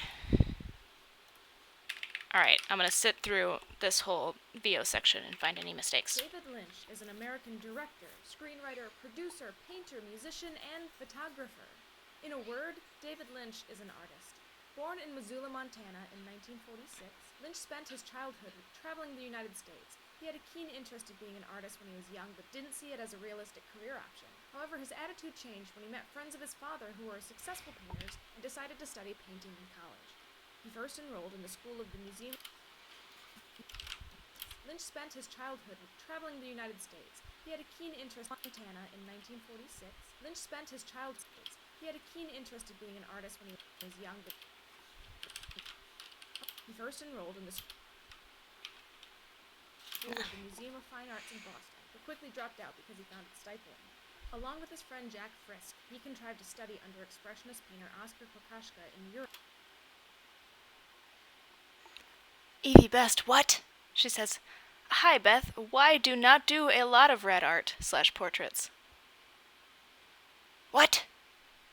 The two. Dina, what was the greatest video you've ever made? I don't know. I don't know. Life comes at you so fast. So, this was something that I know I said I was just going to listen to this and not focus on you guys, but I can't help it. You're so fun.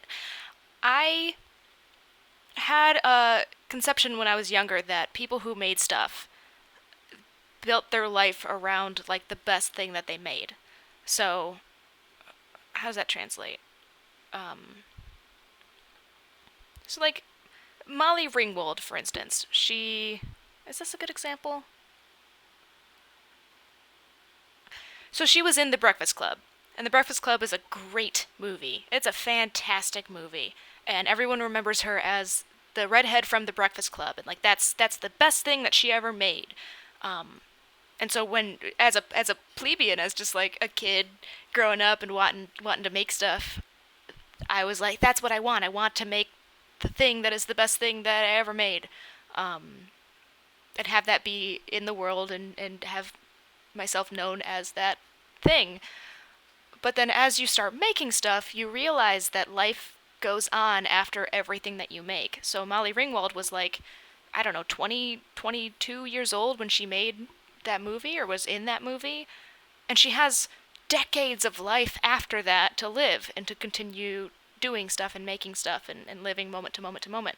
And so to be like, the best thing I ever made is already behind me. My favorite video I've ever made is already behind me. Stopped being a goal of mine, and it changed to like, what is the best version of this thing that I'm making right now? And my goal is always to have the video that I just made be my favorite video I've ever made. Does it work that way? No. Are there videos that I prefer over other ones? Yeah. But I think the second video that I just posted, I'm really proud of. But YouTube always moves in such a fast pace that no one cares about the video that you posted a month ago. It's on to bigger and better. So I don't know if I can answer what was my favorite video I ever made. Oh my gosh. You're being a lot right now. Are you needy? Are you a needy cat? Do you need the butt rubs? Okay, jeez, I need to just like buckle down and get through this part because this is the boring part. David Lynch is an American director, screenwriter, producer, painter, born in Missoula, Montana. However, his attitude changed, but quickly dropped out because he found it stifling. Along with his friend Jack Frisk, he contrived to study under expressionist painter Oskar Kokoschka in Europe. The two boys planned a 3-year trip overseas, which crumbled apart when, arriving in Austria, they found that Kokoschka was not available, so they returned to the U.S. after only 15 days. At 21 years old, Lynch was studying at the Pennsylvania Academy of Fine Arts in Philadelphia and engaged to his pregnant girlfriend Peggy. He remembers Philadelphia as a dangerous place that fueled his creativity. It was full of violence, hate, and filth, and a far cry from his idyllic childhood. But the industrial ruins, urban decay, and strange visual juxtapositions struck him as beautiful because of, rather than despite, the emptiness and horror. Lynch's later films would reflect this, depicting a bipolar heaven and hell vision of America. Lynch primarily studied painting, but he ultimately started utilizing a bunch of different mediums. It was after experimenting with short films that the American Film Institute granted him $7,200 to make his short, The Grandmother. Finding a knack for it, Lynch moved his family to Los Angeles, where he started studying filmmaking at the AFI Conservatory, and it was there that he made Eraser.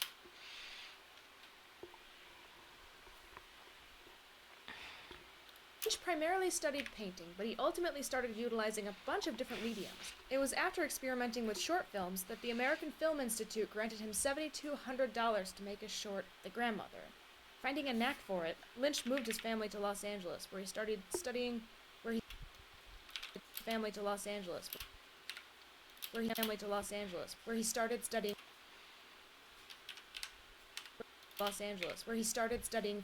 at the AFI Conservatory, and it was there that he made Eraserhead. That movie is a trip, and there are tons of interpretations surrounding it, none of which Lynch will confirm nor deny. He does, however, refer to it as My Philadelphia Story, and if Philadelphia is anything like that movie, remind me to stay in LA. Eraserhead was both praised and ignored by critics, but it became one of the most important cult films of the 70s, beloved by midnight moviegoers. The Elephant Man was a film that garnered Lynch mainstream success and catapulted him into the eyes of people like George Lucas, who asked him to direct Return of the Jedi, and Dino De Laurentiis, who got him to direct Dune. Unfortunately, Dune was a flop. One thing that stood out in his career is that Lynch's vision only seems to work when he's untethered.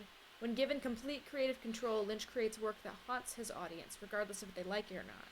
Regardless of if they like it, haunts his audience, regardless of if they like it or not. When put on a tight leash and made to bend to a studio's will, the enigmatic thing disappears and the movie flops. David Lynch is America's years and the movie flops.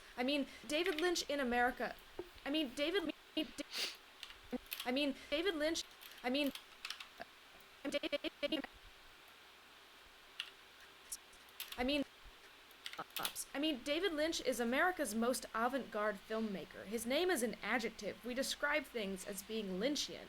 Not many filmmakers have that, and when you try to bottle it, it drains away. When asked what Lynchian is, Lynch himself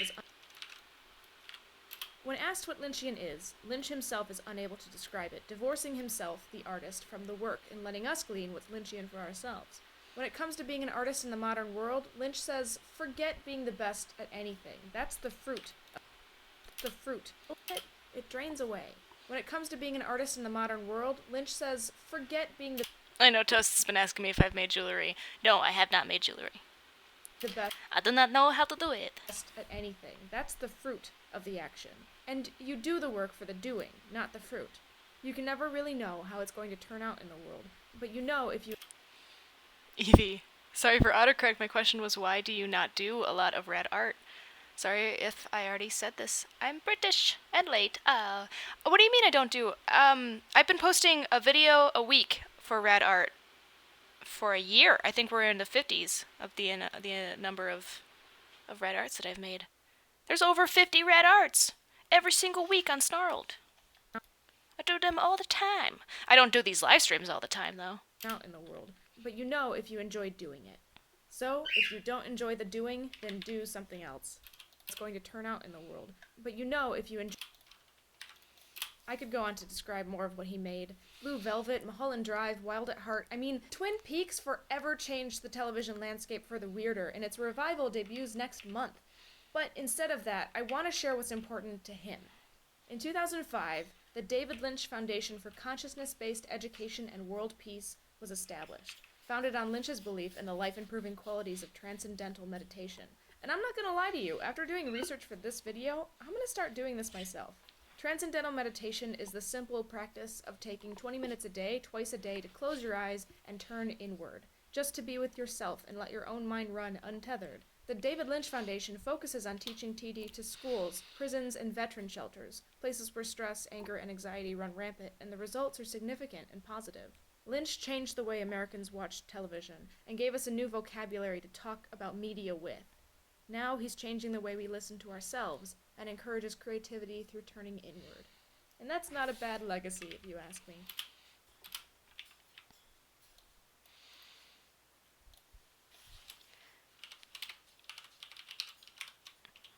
Lynch Your last name makes me uncomfortable.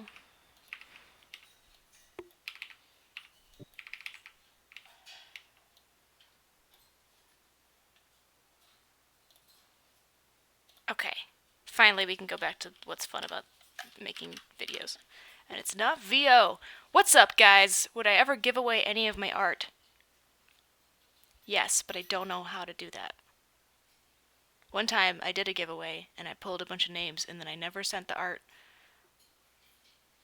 Because I suck. So I'm really ashamed of that still.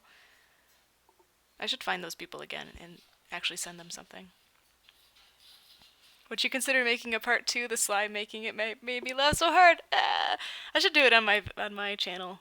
But there's actually a lack of Elmer's glue in grocery stores right now because everyone's making slime all the time. Fudge nuggets, I don't have any. I don't know off the top of my head. A question I want to answer. Beth, would you ever do soap bubble art? What's soap bubble art? And am I gonna do dick again? I always get dick requests. I always get dick requests when I do live streams. And yeah, once, like I said, I've got these 2 giant projects that once they're done, I'll have time to do other things in my life.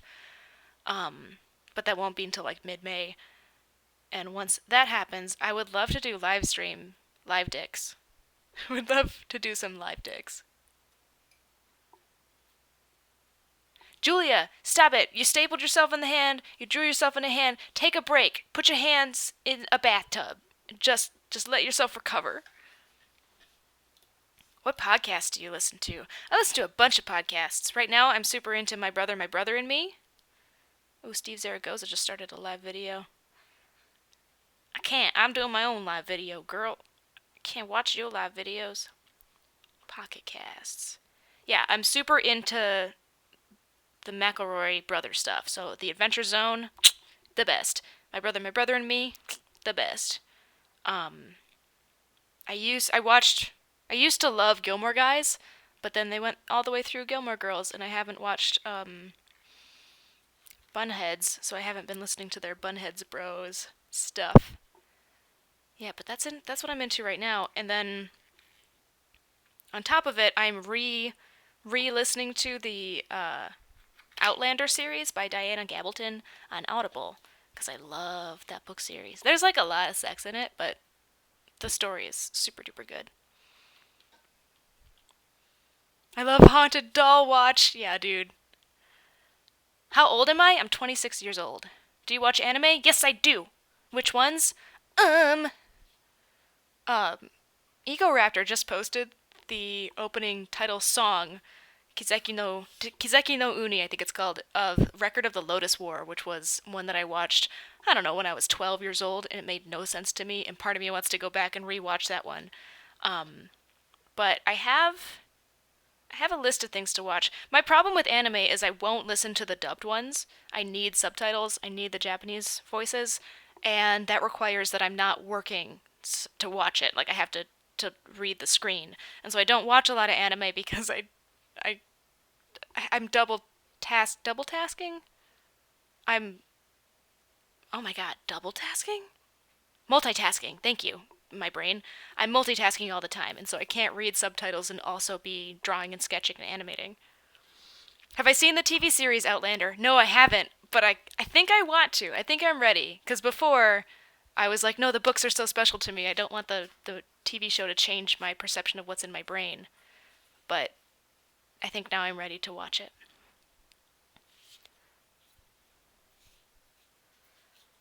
Cal says, should I watch Adventure Time or Steven Universe?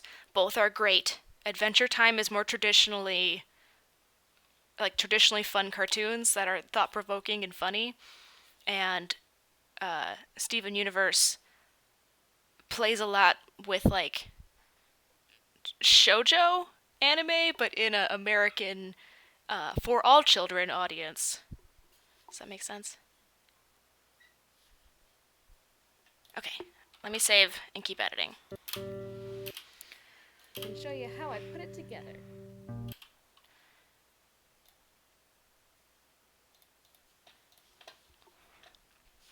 Boop, boop, boop, boop, boop, boop, boop, boop, boop, boop, boop, boop,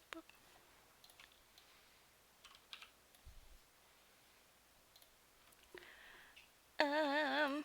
Mute this track, lock this track. We're gonna use this.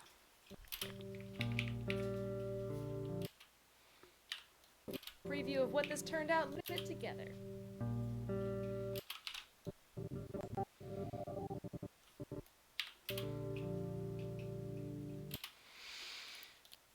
I always start these with materials and then what the materials are. Together.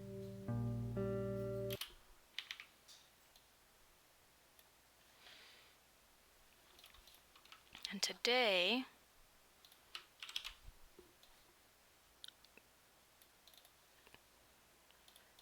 I used Bristol paper, I used watercolor pencils.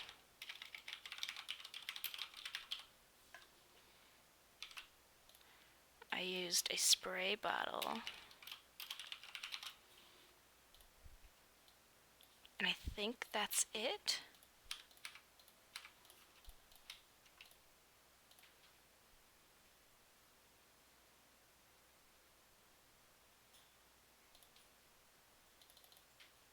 Wait, why are you guys so weird? Oh, there we go.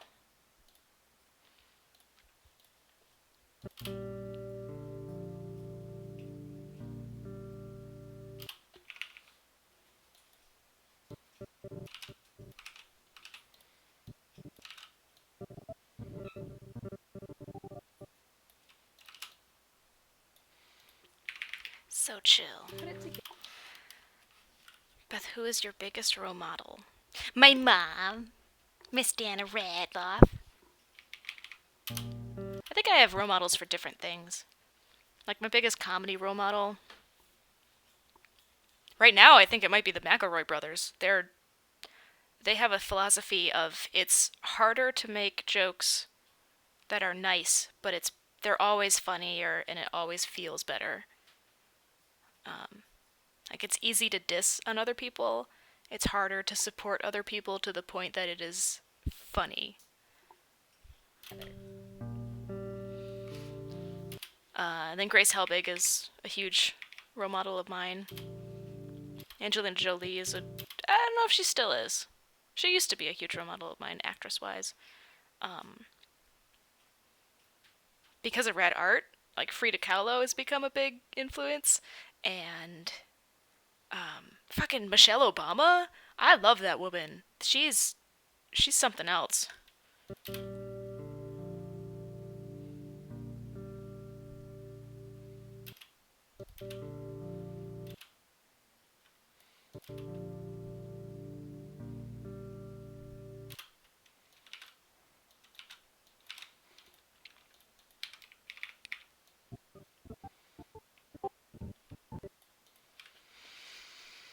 Okay.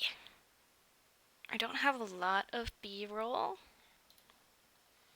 We'll see what I have.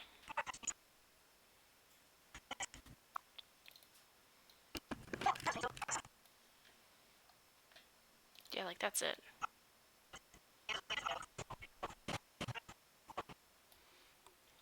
Scraping noise that I thought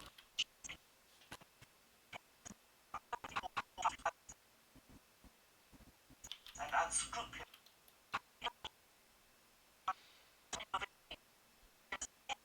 Scraping timbers echoed through the whole ship.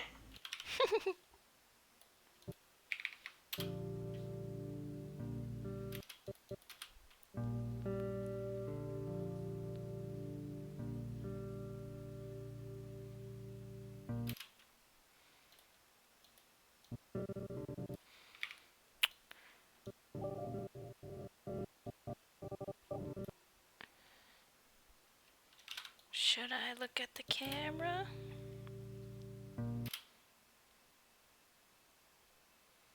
What are art exams?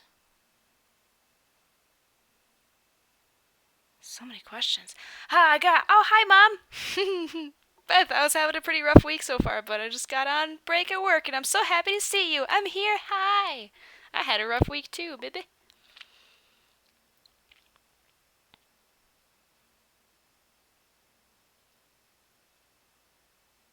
Anna, you're my representative, girl. Oh, Cal's talking about traditional anime?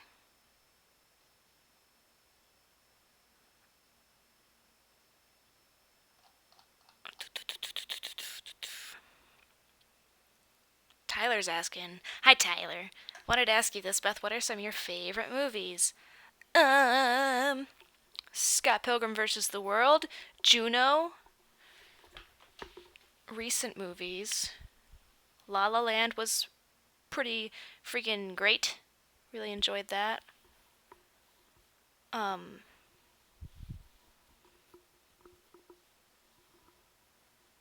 yeah. Just like aggressively nice movies.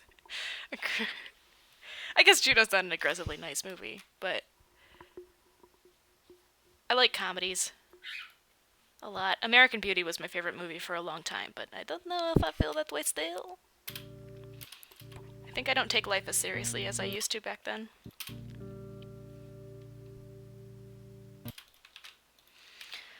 Okay, let's do the time lapse. David Lynch MOV. Put that here. Speed duration 3000. Oh, that's very short. Speed duration 1000?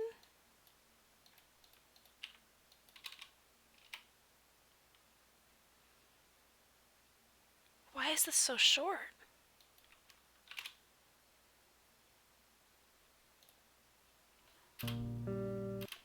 Why is it so tiny? This is no good. Oh no. Oh, that's lame. My webcam was being a real garbage shoot, wasn't it? Okay, well.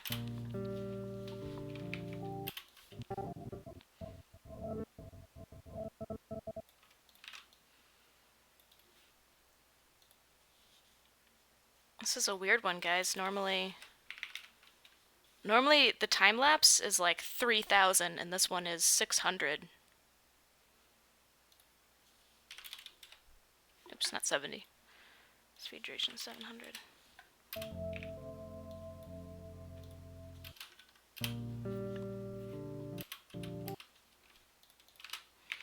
It's it's a very quick one.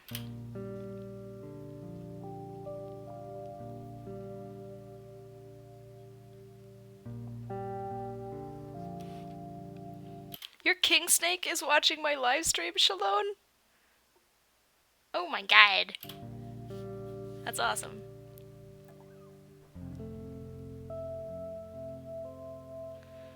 Okay, I need to boost the levels on this so that you guys can see it.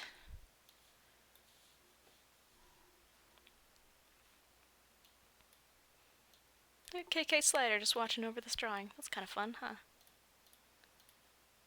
Effect controls, levels, David Lynch. No, not levels. I need three-way color corrector.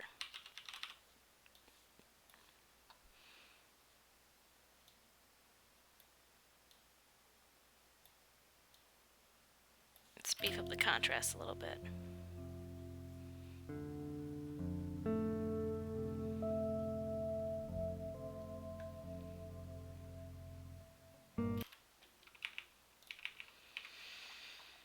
Okay, let's go down to the music and change the music so that it makes the most level sense. What this turned out looking like, and if you stick around, I can show you how I put it together.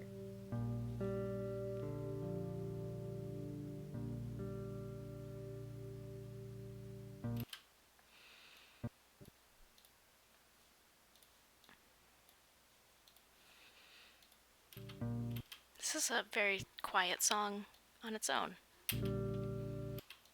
Together.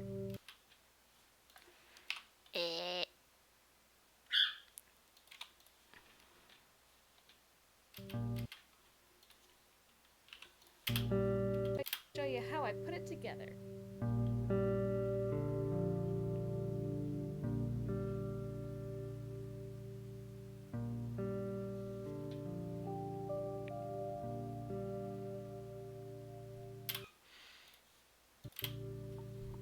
David Lynch is an American director, screenwriter, producer, painter, Needs to go down by like 5, maybe? David Lynch is an American director, screenwriter, producer, painter, musician, and photographer. In a word, David Lynch is an artist. Born in Missoula, Montana in 1946, Lynch spent his childhood traveling the United States. He had a keen interest in being an artist when he was young, but didn't see it as a realistic career option. However, his attitude changed when he met friends of his father who were successful painters and decided to study painting in college. He first enrolled in the School of the Museum of Fine Arts in Boston, but quickly dropped out because he found it stifling. Along with his friend Jack Frisk, he contrived to study under Expressionist painter Oskar Kokoschka in Europe. The two boys planned a 3-year trip overseas, which crumbled apart when, arriving in Austria, they found that Kokoschka was not available, so they returned to the US after only 15 days. At 21 years old, Lynch was studying at the Pennsylvania Academy of Fine Arts in Philadelphia and engaged to his pregnant girlfriend Peggy. He remembers Philadelphia as a dangerous place that fueled his creativity. It was full of violence, hate, and filth, and a far cry from his idyllic childhood. Watching it, it's like therapy with music like this. And strange visual So chill. struck him as beautiful because of, rather than despite, the emptiness. Hi, Violet the Dragon. Lynch's later films would reflect this, depicting a bipolar heaven and hell vision of America. Lynch primarily studied painting, but he ultimately started utilizing a bunch of different mediums. It was after experimenting with short films that the American Film Institute granted him $7,200 to make his short, The Grandmother. Finding a knack for it, Lynch moved his family to Los Angeles, where he started studying filmmaking at the AFI Conservatory, and it was there that he made Eraserhead. That movie is a trip, and there are tons of interpretations surrounding it, none of which Lynch will confirm nor deny. Julia, you're like a cartoon character. Cal, just watch Julia's life. You don't have to watch any other kind of cartoons. Remind me to stay in LA. Eraserhead was both praised and ignored by critics, but it became one of the most important none of which Lynch will confirm nor deny. He does, however, refer to it as My Philadelphia.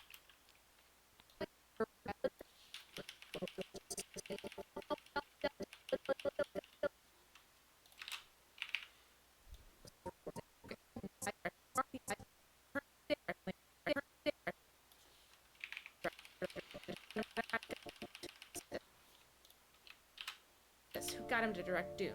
Unfortunately, Dune was a flop. One thing that stood out in his career is that Lynch's vision only seems to work when he's untethered.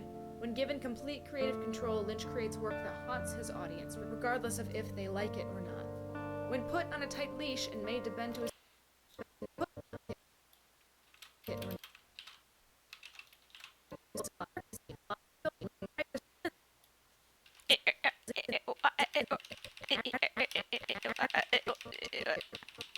describe things as being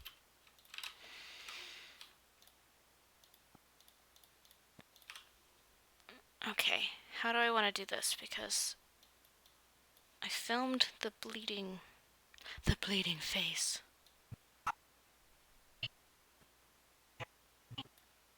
Couple different ways. Conservatory. And it was Philadelphia is anything like that movie? Remind me to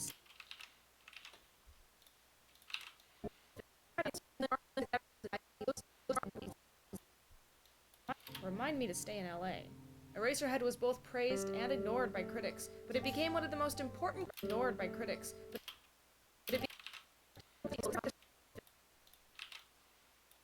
Eraserhead was both praised and ignored by critics, but it became one of the most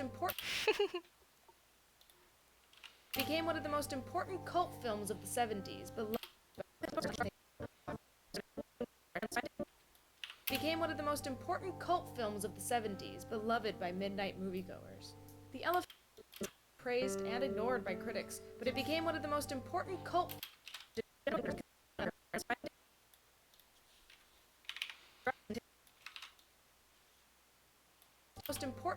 films of the 70s, beloved by midnight moviegoers. The Elephant Man was a film midnight moviegoers. The Elephant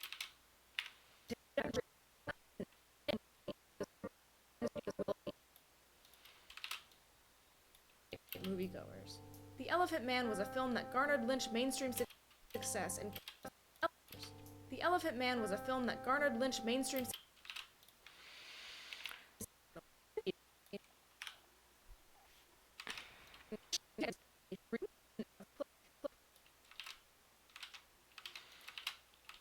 Got some cool cool shots here that I want to use. But I want to use them the right way. And horror. Lynch's later films would reflect this, depicting a bipolar heaven and hell vision of America. Lynch primarily studied painting, but he also... Elizabeth Turner, no, your phone's gonna die.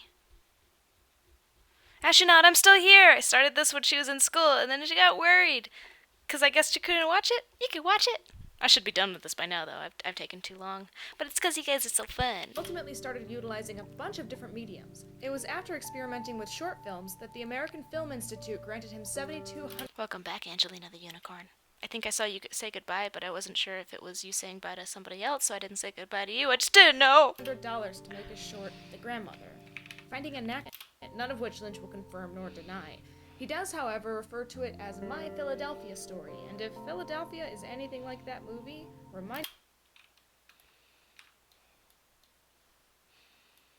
He does, however, refer to it as My Philadelphia Story. He does, however, refer to it as My Confirm nor deny. He does, however, refer to it as My Philadelphia Story, and if Philadelphia is anything like that movie, remind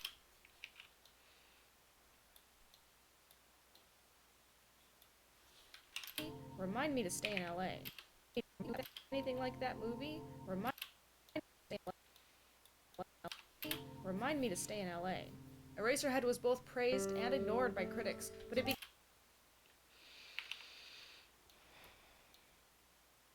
became one of the most important cult films of the 70s, beloved by midnight moviegoers. The Elephant Man was a film that garnered Lynch mainstream success. Do I plan my shots before I shoot them? No. But I'm always looking for opportunities to shoot something cool. So like this like looked really cool, and so I grabbed my second camera and I shot kind of beauty shots of it to take advantage of that moment, because it was obviously going to dry eventually and not look as rad. The Elephant Man was a film that garnered Lynch mainstream success and catapulted him into the eyes of people like George. Cult films of the 70s, beloved by midnight moviegoers. The Elephant Man was a film that garnered Lynch The Elephant Man was a film that garnered The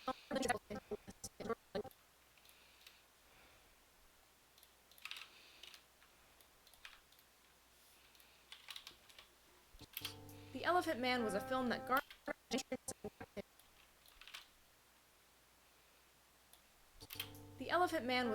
garnered Lynch mainstream success and catapulted him into the eyes of people like George Lucas,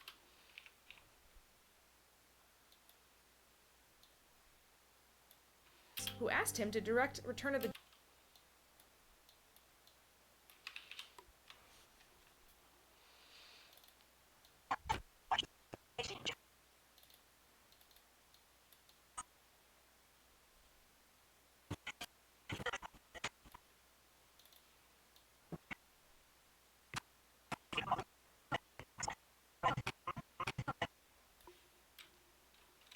Pirates, but I would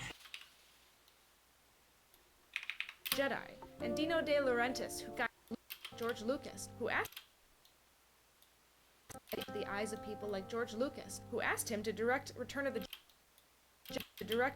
Jedi, and Dino De Laurentiis direct Return of the Jedi, and Dino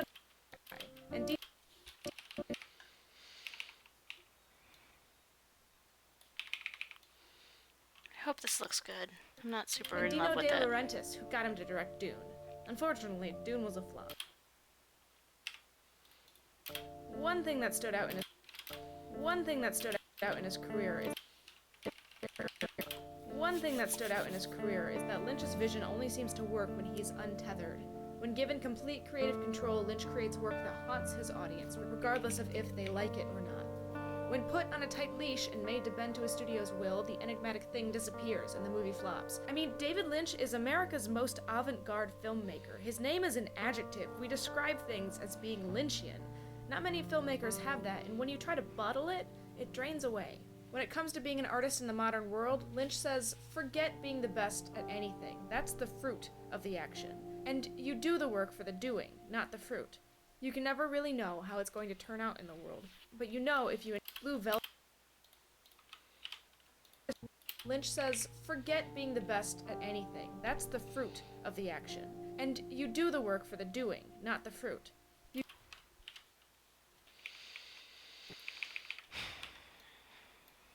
Not the fruit. You can never really know how it's going to turn out. I don't love this video. I think it might be bad. My dog is falling asleep watching this live stream, but she's scared of your cat. Cat hasn't been on frame for a while. She's scared of something else, so bye-bye. Not the fruit. You can never really know. When is Rhett and Link gonna be next? They'd be good to draw. Not They've done a lot of cool things. the fruit. You can never really know how it's going to turn out in the world, but you know if you enjoyed doing it. I could go on to describe more of what he I need to cut this video down. This is too much. What is this? garnered Lynch mainstream success and catapulted him into the eyes of people. Yeah, I don't need this. Goers. One thing that stood out in his career, Lynch's later films would reflect this. Don't care.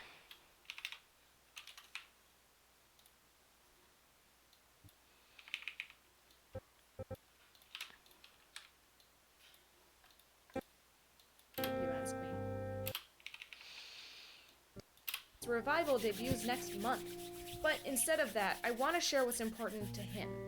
In 2005, the David Lynch Foundation for Consciousness-Based Education and World Peace was established, founded on Lynch's belief in the life-improving qualities of transcendental meditation. And I'm not gonna lie to you, after doing research for this video, I'm gonna start doing this myself.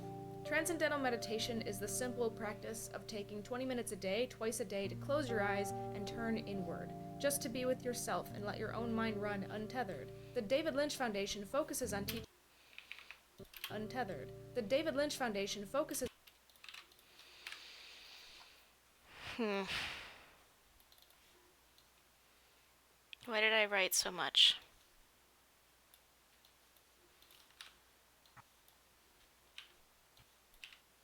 Why was I so weirdly meticulous with this one? focuses on teaching TD to schools, prisons, Lynch on teaching TD to schools, prisons, and veteran shelters, places where on teaching TD on teaching TD No. teaching TD to schools, on teaching TD to schools, prisons, and veteran shelters.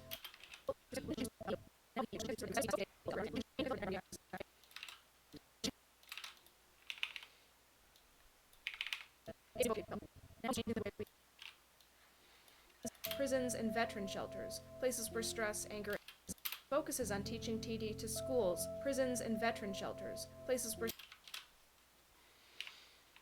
I will never draw Donald Trump.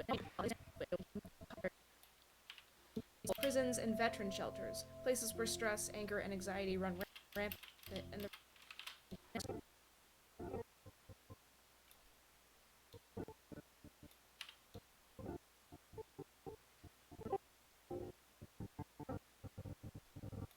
results are significant and positive. Lynch changed the way Americans watched television and gave us a new stress, anger, and anxiety run rampant, and the results are significant and positive. Lynch changed the way Americans watch television and gave us a new vocabulary to talk about media. I need to cut this video down even more. What's in here that no one cares about? David Lynch is, in a word, David, an artist. In Missoula, Montana, spent his childhood traveling the United States. He had a keen interest in being an artist when he was young, but didn't see it as a realistic career option. However, his attitude changed when he met friends of his father who were successful painters and decided to study painting in college. However, his attitude changed when painters and decided to study option. However, his attitude changed and decided when he met friends of his attitude changed when he and decided changed when he decided Can I make it sound like I said his attitude changed when he decided to go to school? changed when he decided to study painting. However, his attitude changed when he decided to study painting in college. Ha! He first enrolled in the Did School it. of the Museum of Fine Arts in Boston, but quickly dropped out because he found it stifling. Along with his friend Jack Frisk, he contrived to study under Expressionist painter Oskar Kokoschka in Europe. The two boys planned a 3-year trip overseas, which crumbled apart when arriving in Austria, they found that Kokoschka was not available, so they returned to the U.S. after only 15 days.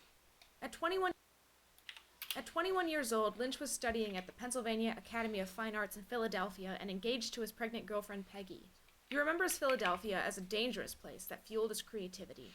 It was full of violence, hate, and filth, and a far cry from his idyllic childhood. But the industrial ruins, urban decay, and strange violence and filth.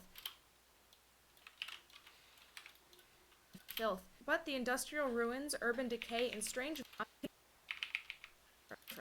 In a word, David Lynch spent his childhood traveling the.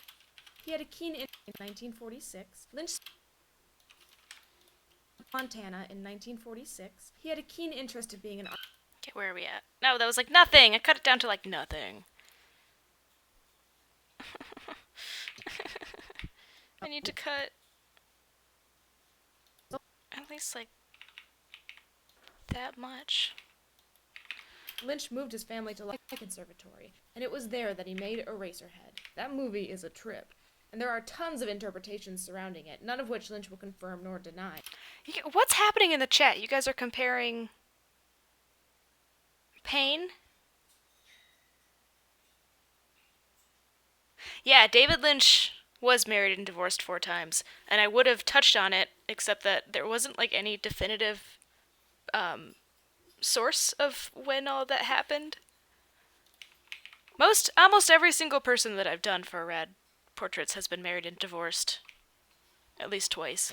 He does, however, refer to it as My Philadelphia Story, but it became... Beth, do you like The Walking Dead? Not the TV show, but the comics are really good. Moviegoers. One thing that stood out in his career is that Lynch's vision only seems to work an adjective. We describe things as being Lynchian. Not many filmmakers have that, and when you try to bottle it, it drains away. When it comes to world, Lynch describe things as being Lynchian. Have that, and when you try to bottle it, it drains away and the movie flops. I mean, David Lynch is America's most avant-garde filmmaker. His name is an adjective. We describe things as being Lynchian. And when you try to bottle it, it drains away. Elizabeth Turner, thank you. I just saved. When it comes to being an artist in the modern world, Lynch Signal boost says, forget being the best at anything. That's the fruit of the action. And you do the work for the doing, not the fruit. You can never really know how it's going to turn out in the world, but Hey, Mom's leaving? Aw. Thank you for being here. I really enjoyed it. you know if you enjoyed doing it. I could go on to describe more of what he made. Blue Velvet, Mulholland... Oh, this is all important. All this is important. Results are significant and positive. To be with yourself in meditation. Maybe I don't need to define transcendental meditation. Lynch's belief in the life-improving qualities of transcendental meditation. And I'm not going to lie to you, after doing research for this, the David Lynch Foundation focuses on teaching... I'm going to start doing this myself. The David Lynch Foundation focuses on teaching TD to schools, prisons, and veteran shelters, places where stress, anger, and anxiety run rampant, and the results are significant and positive. Lynch changed the way Americans watched television, and gave us a new vocabulary. Did I do it? I think I did it.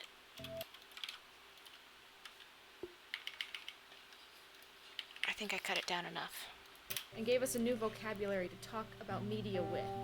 Now he's changing the way we listen to ourselves, and encourages creativity through turning inward. And that's not a bad legacy, if you ask me.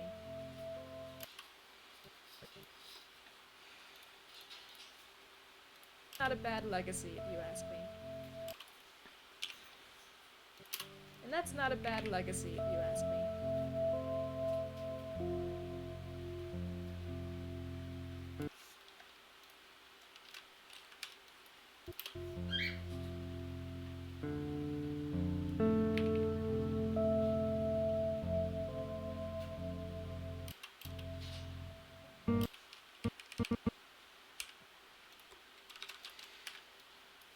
And then the outro.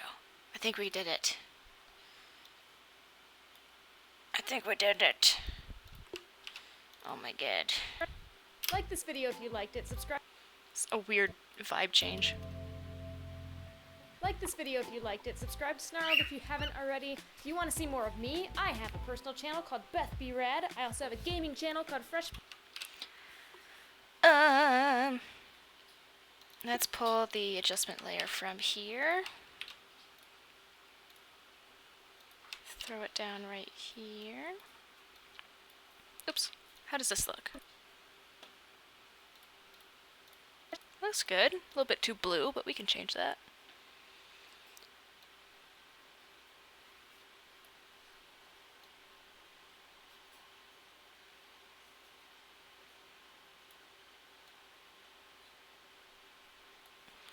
Do do. Choo choo. That looks better. Make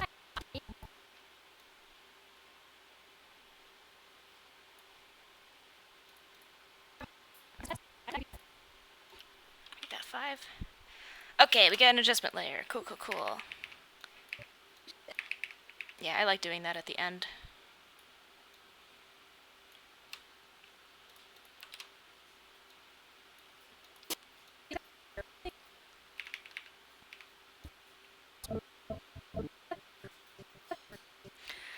Now,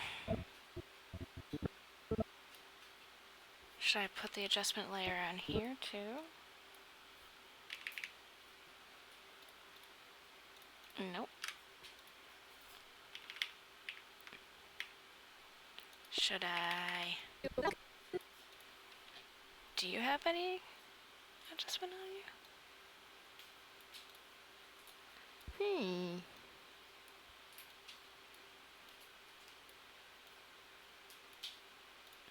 Saturation 110. I'm trying to get this to look as close to like the actual image as possible, which is always hard. One of the reasons why I like doing Rad Art digitally is because what I'm showing you is what it actually looks like, whereas this looks better in person than it does on video.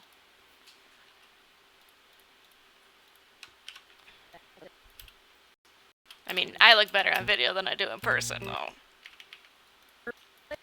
I look good in person. Like, I'm not putting myself down, but there's a distinct difference. Oh, but then the drips go away. Ugh. This is very annoying.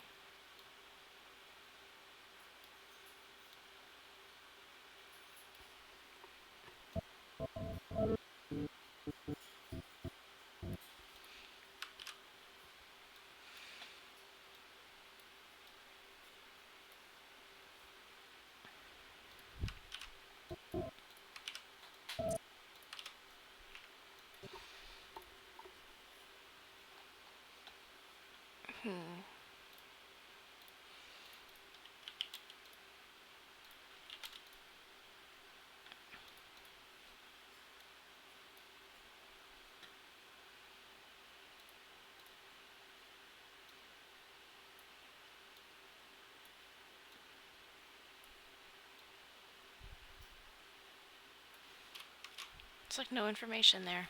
There's nothing I can do. What happened to Vida? I went over this a little bit in the beginning of the stream, but I had a hard time doing Vida for a couple reasons. I got busy, but that's everybody's excuse. Most importantly, Mike got sick, but the kind of sickness that he had was like a physical like an allergic reaction to a medication he was taking, and it caused it. He couldn't wear a lot of clothes at home because it would irritate the reaction. So it was hard for me to record because there was always the risk that there'd be like a big hairy man naked in the background of my videos. And so I just chose not to record to respect his privacy. Okay.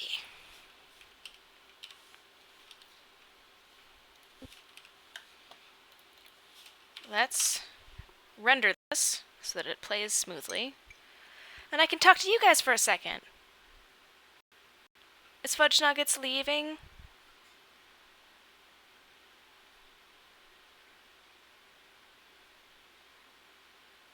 Who's leaving? Whoever's leaving. If it's Toast or Fudge Nuggets, both of you have been an invaluable and a very important part of this stream. Thank you for being here. It's Fudge Nuggets! Oh! You're wonderful. Thank you for being here. What's up? Is Mike feeling better? Yes, he's feeling much better. He's not 100%, but he can wear clothes, which means I have no excuse and need to start recording again. Hi, hello, my name is Beth, and this is Rad Art, a show where I pick someone out of pop culture who Let's I see think how this is looks. super weird. Tell you why I think they're super weird. And then I try a different technique out with them every time, and then I draw them. Today we're doing David Lynch because a bunch of you guys have been requesting him all of a sudden. I think it's because a certain TV show's coming back. Here's a little preview of what this turned out looking like, and if you stick around, I can show you how I put it together. This is so mellow. David Lynch is an American director, screenwriter, producer, painter, musician, and photographer. In a word, David Lynch is an artist. Born in Missoula, Montana in 1946, he had a keen interest. Oh, hi mom left, but my mom is still here. That's fun. There's a lovely user called Hi Mom. And I knew that was going to cause some confusion. To being an artist when he was young, but didn't see it as a realistic career option. However, his attitude changed when he decided to study painting in college. He first enrolled in the School of the Museum of Fine Arts in Boston. Why am I so cute? Ask my mom! Along with his Who's friend there Jack in the Fitz, chat right he now? contrived to study under expressionist painter Oskar Kokoschka in Europe. The two boys planned a 3-year trip overseas, which crumbled apart when, arriving in Austria, they found that Kokoschka was not available, so they returned to the U.S. after only 15 days. At 21 years old, Lynch was studying at the Pennsylvania Academy of Fine Arts in Philadelphia and engaged to his pregnant girlfriend Peggy. He remembers Philadelphia as a dangerous place that fueled his creativity. It was full of violence, hate, and filth, but the industrial ruins, urban decay, and strange visual juxtapositions struck him as beautiful because of, rather than despite, the emptiness and horror. Lynch primarily studied painting, but he ultimately started utilizing a bunch of different mediums. It was after experimenting with short films that the American Film Institute granted him $7,200 to make his short, The Grandmother. Finding a knack for it, Lynch moved his family to Los Angeles, where he started studying filmmaking at the AFI Conservatory. Cool, there's a whole section in here where I'm just sharpening a pencil. Short films that the American Film Institute $7,200.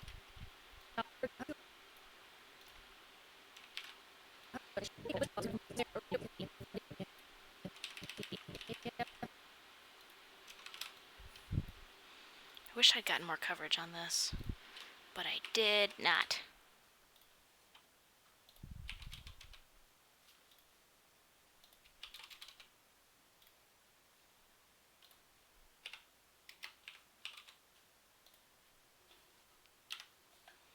Film Institute granted him $7,200 to make his short, The Grandmother.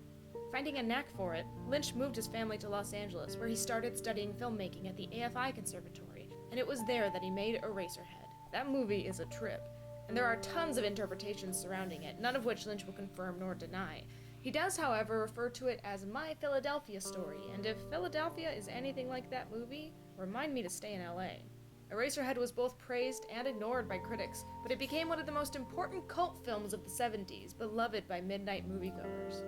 One thing that stood out in his career is that Lynch's vision only seems to work when he's untethered. When given complete creative control, Lynch creates work that haunts his audience, regardless of if they like it or not. When put on a tight leash and made to bend to his studio's will, the enigmatic thing disappears and the movie flops. I mean, David Lynch is America's most avant-garde filmmaker. His name is an adjective. We describe things as being Lynchian, and when you try to bottle it, it drains away. When it comes to being an artist in the modern world, Lynch says, forget being the best at anything. That's the fruit of the action. And you do the work for the doing, not the fruit. You can never really know how it's going to turn out in the world, but you know if you enjoy doing it. I could go on to describe more of what he made. Blue Velvet, Mulholland Drive, Wild at Heart. I mean, Twin Peaks forever changed the television landscape for the weirder, and its revival debuts next month. But instead of that, I want to share what's important to him.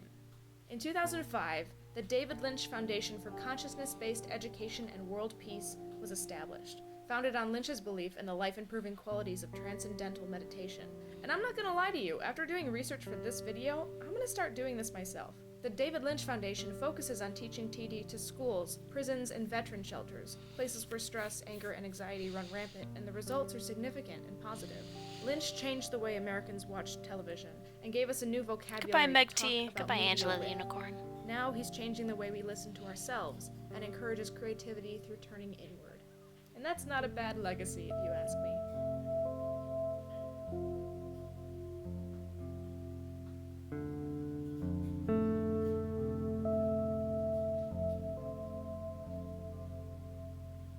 Like this video if you liked it, subscribe to Snarled if you haven't already. If you want to see more of me, I have a personal channel called Beth Be Rad. I'm going to make the music kind of go away. -10. Like this video. Maybe -20. Like this video if you liked it. Just to prepare people for the fucking drop right there. Subscribe to Snarled if you haven't already. If you want to see more of me, I have a personal channel called Beth Be Rad. I also have a... Okay. Hi, hello. That's it. We did it. That's Rad Art. It's Rad Portraits. Got the name, got the materials, watercolor pencils, Bristol paper, spray bottle. I don't think I used anything else besides like my finger. Yeah, that's it. And then that's my face talking about stuff. Real quick, let's pull some screen grabs for the thumbnail. Which would be... Whoa. This guy.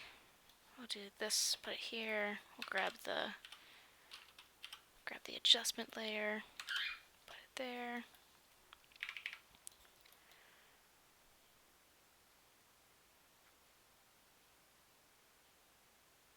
There's one.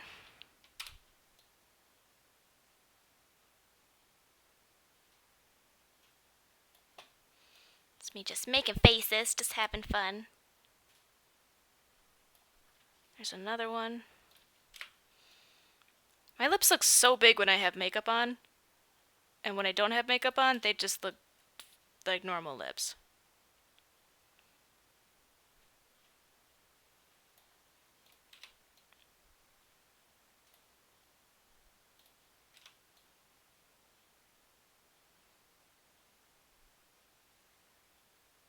Just a normal smile. Did you do just a normal smile there, Beth?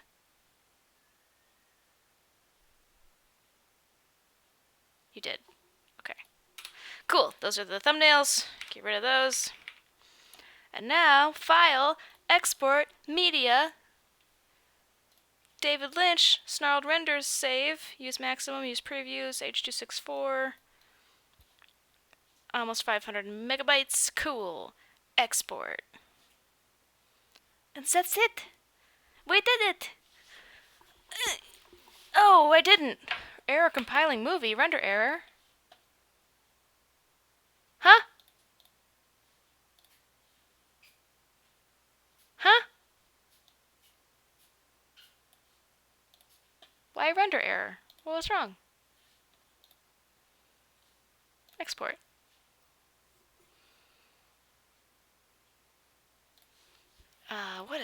What is this Hi, all hello, about? What are you talking about, render error? If I cue it, will it help?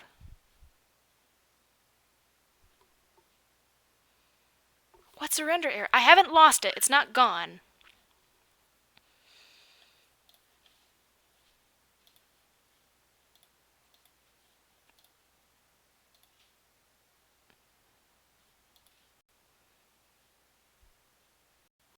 That's weird. It wouldn't render out of Premiere, but if I queued it in Adobe Media Encoder and rendered it there, it was fine. That's weird. Yeah, maybe because of the new update. Okay, let's hang out, guys. Logitech webcam. I'll move me over here. I'll make me a big...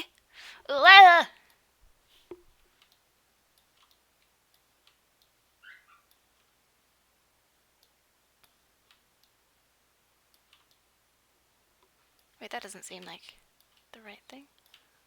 Hold on a second. Hold on 1 second. Oh god, everything's falling apart. readjusting my stuff. Why isn't this an HD setup? It's not HD? Oh, well, now I know.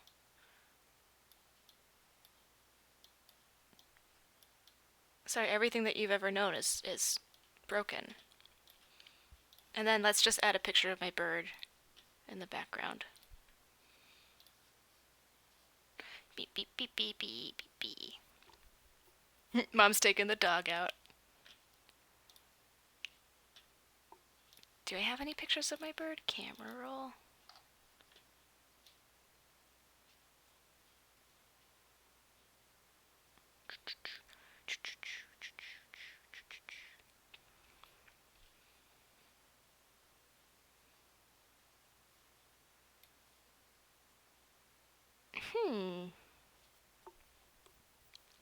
No, but I do have this weird picture.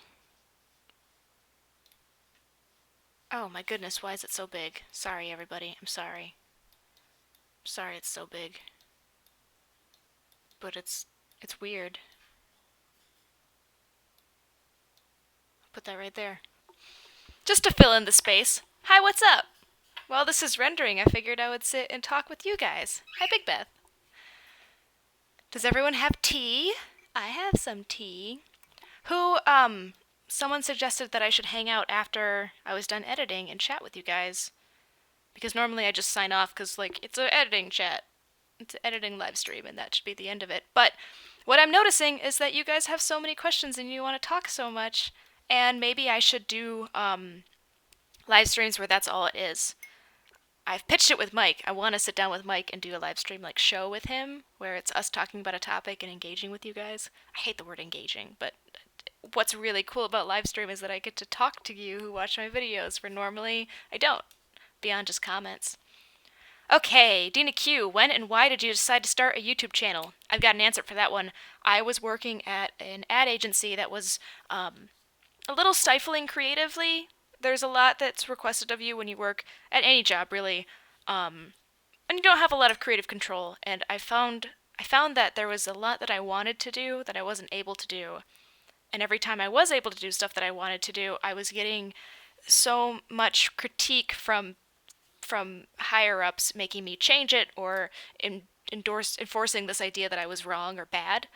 So I started a YouTube channel to do something just for myself, that no one could tell me it was bad or wrong or to change anything, and I could just make stuff I wanted to make and have fun with my hands, with the skills that I had.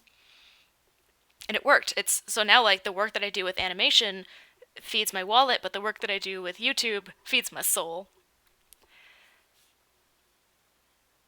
Okay. Beth, how do you feel about fan accounts? I don't have a lot of fan accounts. I think I've known of 2. And there's a difference between a fan account and, like, someone who's stealing your identity or stealing the stuff that you're making. If a fan account is uploading full videos that are your videos, that's wrong, that's bad, that's not a fan thing, that's stealing. But if a fan account is, like, created around common interest in celebrating a thing, and they're, I guess, making stuff themselves, basically, don't plagiarize. If a fan account is plagiarizing video work or artistry work, that's bad, and not crediting the original, that's bad. If it's not plagiarizing, 2 thumbs up, all about it. Here's an idea for a live stream video, mailbag with Beth Be Rad. What do you think? I love it if I get mail. I'll have an announcement video for the P.O Box. Right now, the link... I have a P.O Box if you join me later. I have a P.O Box. It's listed right now in the description down below. Hold on, I want to change this. Working on... hanging out. Beep. There we go. That's what we're doing right now. Are you watching anything on Netflix at the moment? Suggestions? Great British Bake Off is what's on my queue. Mike and I just finished on Hulu. We were watching Gravity Falls, and that show is so good. And it's only 2 seasons. I thought it was a full run of cartoon seasons. But no, it tells a full story in 2 seasons. I'm trying to make my way through Kill la Kill. I love Trigger. It's the studio that did Kill la Kill. They did Gurren Lagann, which is a fantastic anime if you want to check that out. Um, they also, what's the really popular one? Is it Gurren Lagann? Most of everything that Trigger touches is great, and Kill la Kill a lot of people love, but I'm having a bit of a trouble getting through it because it's so bonkers crazy. It's so wackadoodle. Uh, Wait, what? Beth, you make me happy. I was sad, then I saw where you live, and I was happy again. What? What about where I live? I live in LA, by the way. When did you start to do art? Did you take AP classes in high school? Yes, I started to do art when I was a super itty bitty kid. My mom, who's walking the dog right now, but she'll be back, she's an artist, and she always encouraged me to draw and paint whenever I could. And so I did all the time. And I never took drawing classes in school because this is kind of true throughout all of my education. Drawing was viewed as an easy A class in my high school and in my middle school. Um, if you took drawing, most of the people who were in drawing weren't people who were genuinely interested in it. There were people who were frankly lazy and didn't want to be in school, and it was the easiest class to take. And I didn't want to be surrounded by that attitude. It doesn't help me to be around people who just don't care. Apathy is not interesting to me. So I didn't take drawing classes, and I did everything outside of school. And my mom was, again, great, so she was kind of like a private tutor, so to speak. And I was decent. I wasn't like a knockout artist, but I was good. Um, and my junior into senior year of high school, our schedule changed. Like we were only able to take 6 classes a semester, and they changed the framework of the school to allow for people to take 7 classes. And I was going to be a senior, and so all of my requirements were already met basically. And they were like, "Hey, you can take an extra class. It could be literally anything. What do you want to do?" And I I decided to take I took like mythology was one of them, and then I took drawing, and I signed up for drawing because it was something that I enjoyed, and there was really nothing else there that I was interested in, and they accidentally put me in AP art. Like the numbers for the drawing class were the wrong numbers, and it signed me up for AP art, and I was like, oh, that's a problem, that's not right. And then I went, oh, but I've seen the art that my school does, and I'm competent enough to do that. Maybe I should do AP art. And so I had a mini portfolio review with the teacher from AP art, and she said, yes, you're in. And so yeah, I took an AP art class, and it was the first art class I took in high school before then, like my senior year of high school, and then I went to art school. Um, what would you do if you had to stop YouTube? I don't. YouTube's not my job. For a lot of people, YouTube is their main income. YouTube is not my main income. YouTube is something that I do for fun. If it could become something that's a main income situation, that'd be great. Specifically, Rad Art. I do get paid for Rad Art videos, but everything on my channel, I I don't make any money. And so my actual job is animation. I work for a bunch of companies doing animation for those companies. And some of the companies are YouTubers. Like I work for Anna Akana. I have a project with the Gregory brothers that's coming up in May, which is really exciting. Mike Falzone, I'm doing a book cover for him. And then outside of that, I work for like Netflix and Hulu advertising TV series. Um, and then little random things, like there's a couple commercials that I've worked on, or T-Mobile commercials. If you've seen any T-Mobile commercial with like the pink blocks and letters, it's magenta, by the way. They don't like it when you call it pink. It's magenta. I've done T-Mobile commercials, so that's what I do. That's my job. And if I couldn't do that, I think I would try. Honestly, I think I'd try to be an actor. If I wasn't doing art, I think I'd be doing acting. Eh.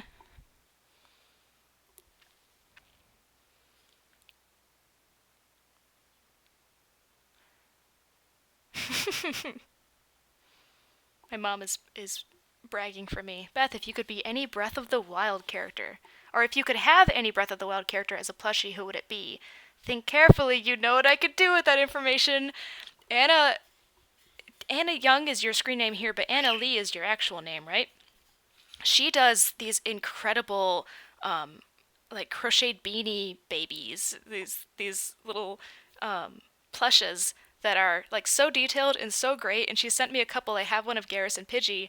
I have like the 3 starter Pokemon. So talented. Go check out her stuff. If she wants to link, Anna, if you want to link your socials here, I highly recommend following. Girl's hella talented. Breath of the Wild stuff. That game, that's my favorite video game, guys. And I feel like it's really an easy answer to say that that's my favorite game because everybody's nuts on that game right now, but it was so fun and I'm genuinely sad that I beat it. What you should do, uh, it's been a joke of mine and Mike's. He played Ocarina of Time, and after he got the hover boots, he never took them off. He played the rest of the game with the hover boots, and it was so annoying to watch because it's so floaty and the character just moves around so much. Um, and so now every time we play a Zelda game, I ask him where his hover boots are. And so if you wanted to make hover boots for Mike or a hover boot for Mike, that would be very, very funny because there's none in Breath of the Wild. What was my favorite character in Breath of the Wild? The Lynels are really cool. That might be super detailed, though. They're the centaurs that you have to fight, or don't have to fight.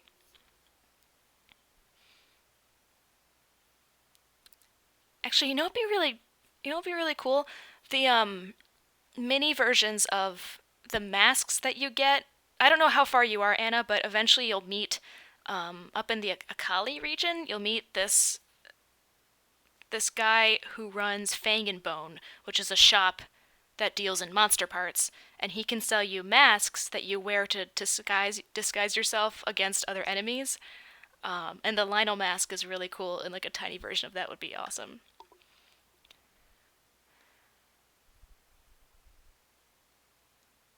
Yeah. Have I watched Fairy Tale? I think you'd love it. No, I've not watched Fairy Tale. I think isn't Fairy Tale like a long-running series? I've been pretty into the short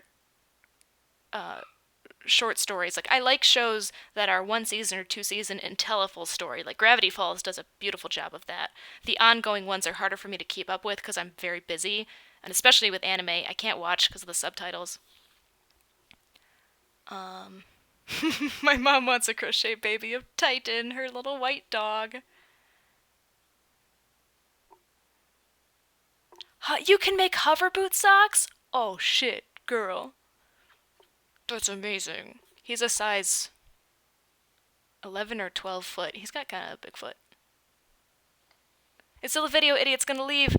They got some cleaning to do. I'm glad that you were here. Thank you for joining us. Where would you visit if you could? My top 2 right now are Japan and Ireland. No, Scotland?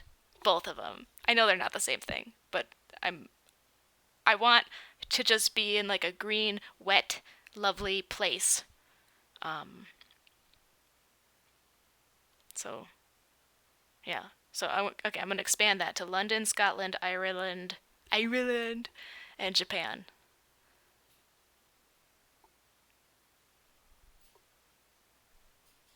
Okay, Anna, I'll tweet you. Yes, Over the Garden Wall.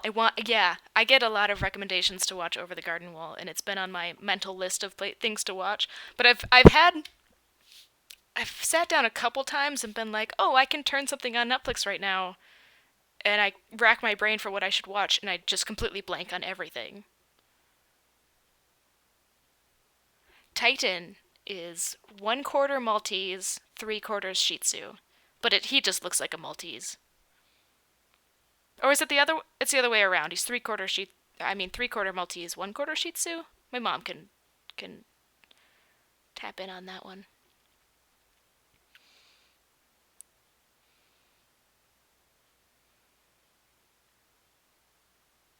Random question. Could you possibly think about doing a Teach Us How to Draw series? I'm trying to improve my drawing skills and I'd help out tons because proportions are a thing.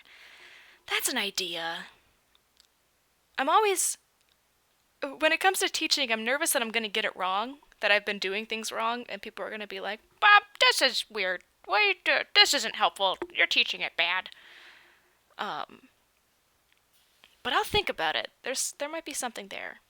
Imperfectly Airbrushed, do you go to VidCon? Yes. I went last year, just as a creator, and this year, because of Snarled, I have the honor of being a featured creator. So I'm going to be there. I'm going to have a Q&A with Snarled. I'm going to have a meet and greet with Snarled, and I'm also on a panel of, like, artists on YouTube.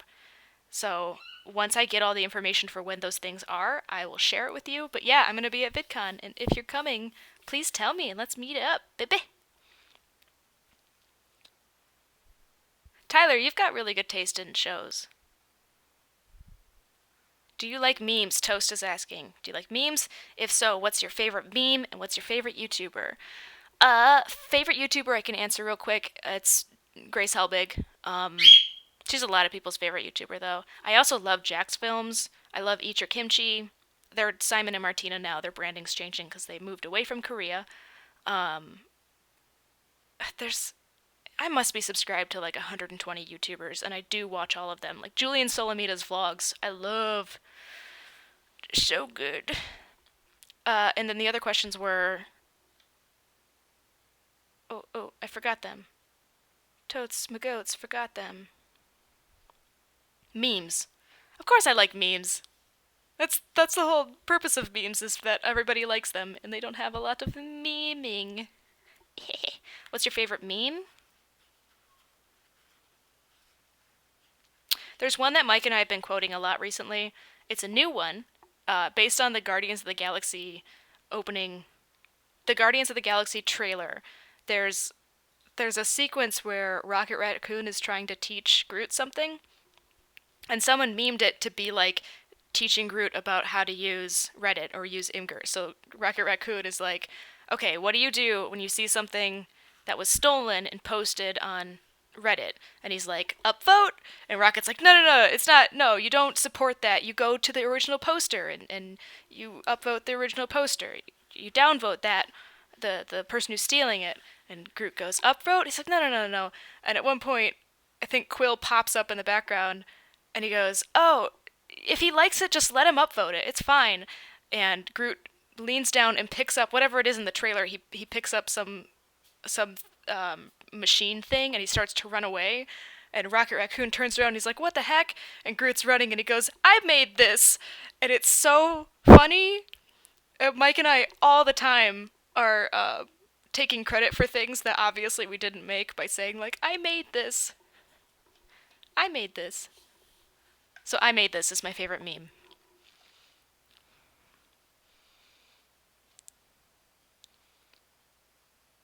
Grace is so funny. I love her. Favorite drag queen? Bob the drag queen. I am partial to the comedy queens. But that's after watching one season of Drag Queen. Or Drag Race. Did I see the last comment from my mum?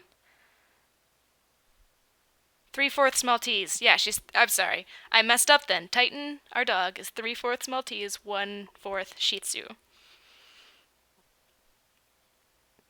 Cal asks if I would ever do a Rad Art of Radiohead. I don't know if you're a fan, but I'm the only person, and I'm the only person who wants to see this, but whatever. No, other people have requested Radiohead. I get a lot of requests for artists, musical artists, and I'm always timid to do musical artists because I don't know anything about musicians, like anything. And at least when I know a little bit before I start a Rad Art, it's motivating and easier. It's just like easier for me to like pick how I'm gonna draw them, let alone what I'm gonna say about them. So a lot of people suggest artists. I keep saying artists. A lot of people suggest musicians, and I don't often pick musicians because it doesn't resonate with me the way that it resonates with a lot of other people. Reddit, the one-stop shop for original content. I made this.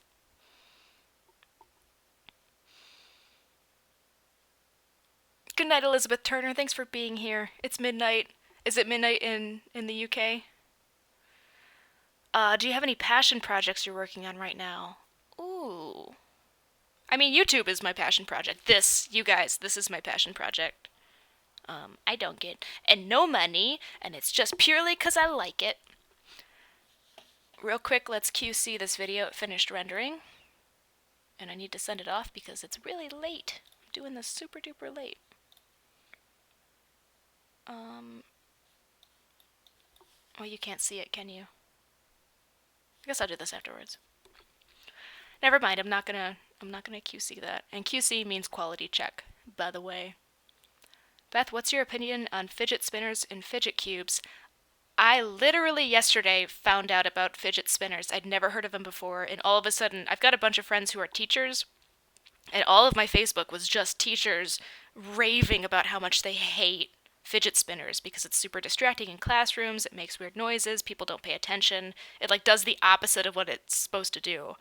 So as like an old biddy, I'm like, oh, fidget spinners don't make a lot of sense. The cubes seem to make more sense because they don't attract attention the way that the spinners do. The spinners are kind of like a toy, even if they do like feel good to use.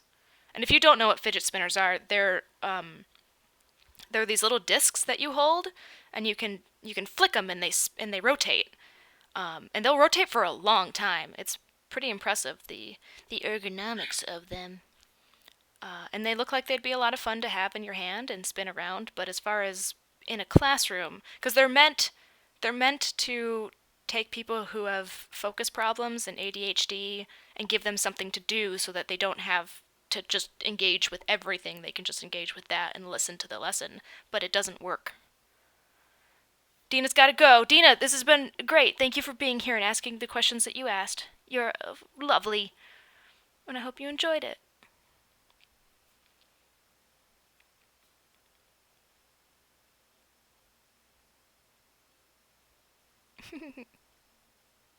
Oh, the cube gets more attention at your school? See, I don't know. I'm so far out of it. And I need both my hands to work, so I'm never fidgeting with stuff. Except for my nails. I bite my nails hardcore. But I've been doing really good recently. Look at all that. Look at all that nail growth. Oh, so good. So clean and fresh. I never have any whites to my nails, so this is a good thing. I should make a video on how to care for birds. I get a lot of bird questions, and I never want to answer them seriously, but that puts me in a bad position because then everyone's like, you're abusing your birds, and I'm not. They're great. They're having a great time.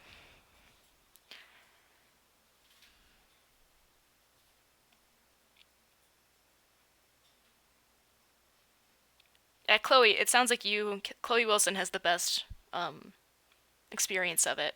She says she works in a primary school, and so many of the children have fidget spinners, and she's had to do so many accident forms, although her brother with autism has a cube and loves it. So there's real positives to them, and then also, for the most part, people abusing it. What were your hobbies other than art growing up? I bowled. I was a bowler. I lived near a lake, so I was like always fishing and swimming. I biked a lot. I played in the woods. Very naturey kid. Very like make sandcastles and then put turtles in the sandcastles and stuff. Yeah, I played a lot of sports when I was a kid. I feel like my interests have become so simple now. It's art, animation, comedy, my boyfriend. That's like it. What kind of blue says it's midnight here, going to bed. Glad I got to watch some of the live stream. Bye. Goodbye. Thanks for being here. I hope you enjoyed being here as much as I enjoyed you being here.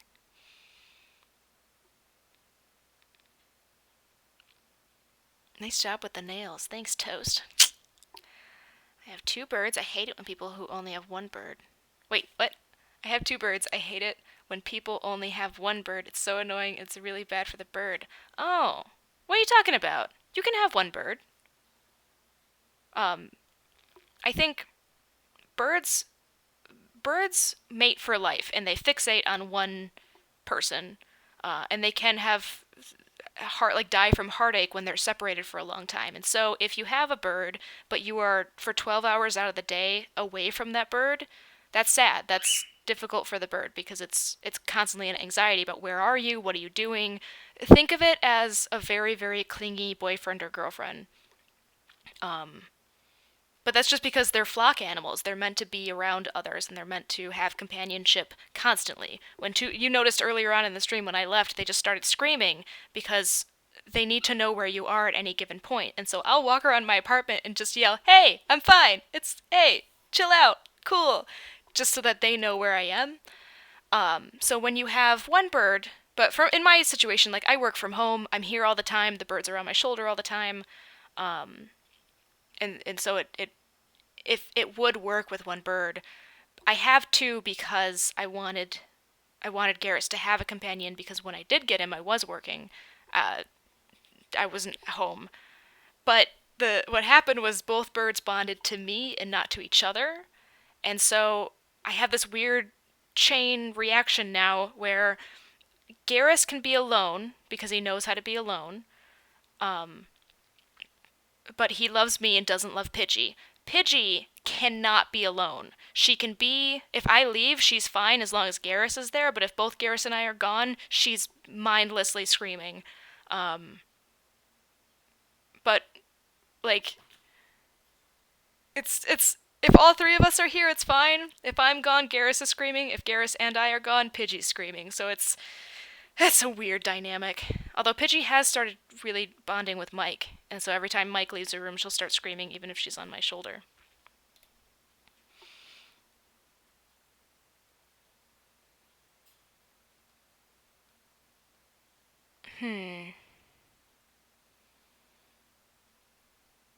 Have I played Kingdom Hearts at all? Yes, I've played all of them. That's not true. I played Kingdom Hearts 1, I played Chain of Memories, and I played Kingdom Hearts 2, but I haven't played 300. Is it 365 days slash 2? I heard that was good, but I haven't played that one. And then 3 might come out? I don't know. That game is bonkers. Julia, I want to answer your question, but it's heavy stuff. Do you have any advice for someone who's constantly bullied? I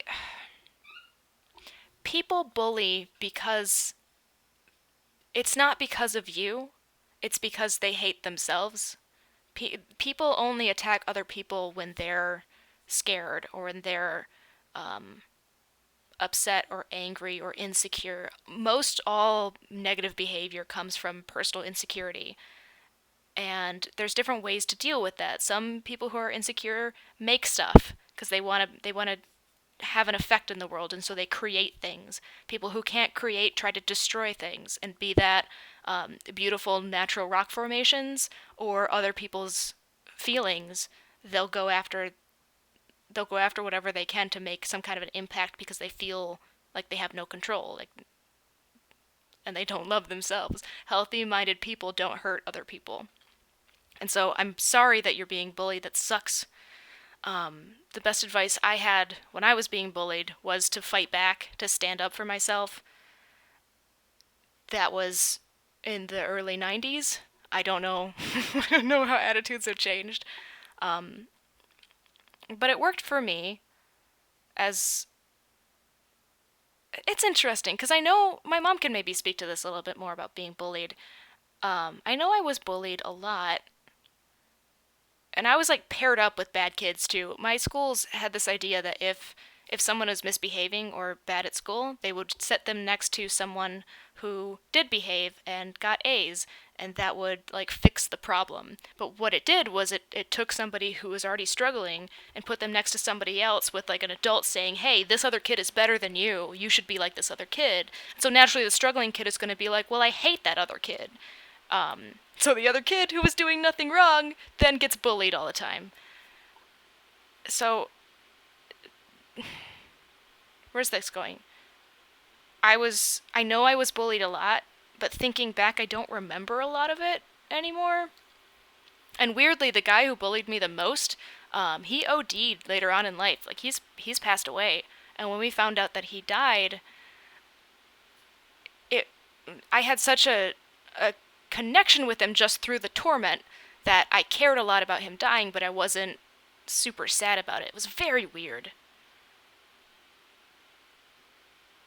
But yeah, I guess my recommendation it'd be to like when someone else instigates something to stand up for yourself and fight back. And Anna's saying that talk to people, talk to someone. The more public you make it, the more you call it out, the harder you make it for them. Yeah, I agree with that. Even running the risk of tattling, like better safe than bloody. It's tough. I think that's better advice, actually, Anna. Talk to people, talk to someone, make it known. Don't let that person make you feel like you're the reason why this is happening. Don't ever feel like you're the reason why you're being hurt, because you're not. It's them, and it's how they feel.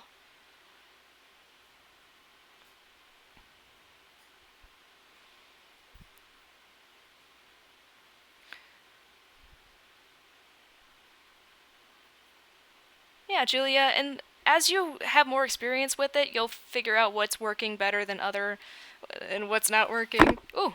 Oh, you scared me, Garrus. You jumped on my head. You're a bully. You're a bully, Gare Bear.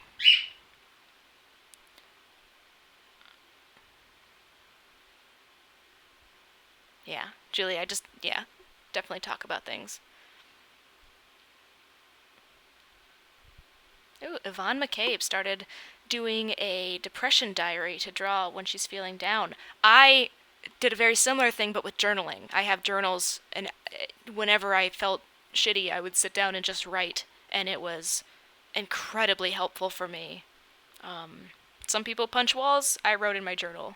It does make it so that when I look back at my journal, it's all like very emotional, frustrated entries.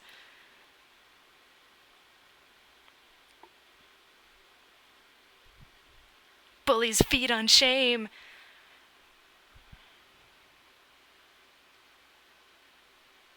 Oh, apparently my mom threatened the school with a lawsuit. I did not know that. Yeah. Yeah, I don't have a lot of memories about being bullied, which I guess is good because it means that the scars haven't lasted. Yeah.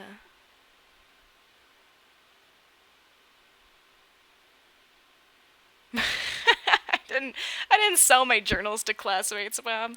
I I had a planner and I drew all over the planner, and there was like art all over the planner, and I had a classmate buy it for I think $20. Ooh, my mom's she's a bear. She'll go after you. I'm gonna be the same kind of mom if I ever have babies. Garrus, you're my baby, so if anybody ever attacks you, I'll get them. I'll take them out.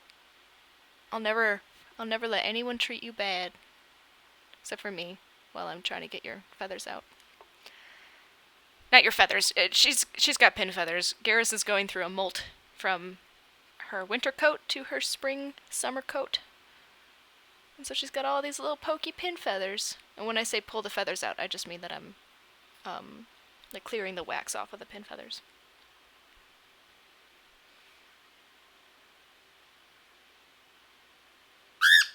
I'm sorry, baby. Okay, guys. I'm gonna leave on that note because I have to send this off and then get to work on some other projects. Thank you so much for being here, for hanging out with me during this live stream. This was super fun. My birds do poop on me. They pooped on me earlier in the stream. And you gonna poop soon, aren't ya? You just a little poop machine. You're just a screaming and pooping machine.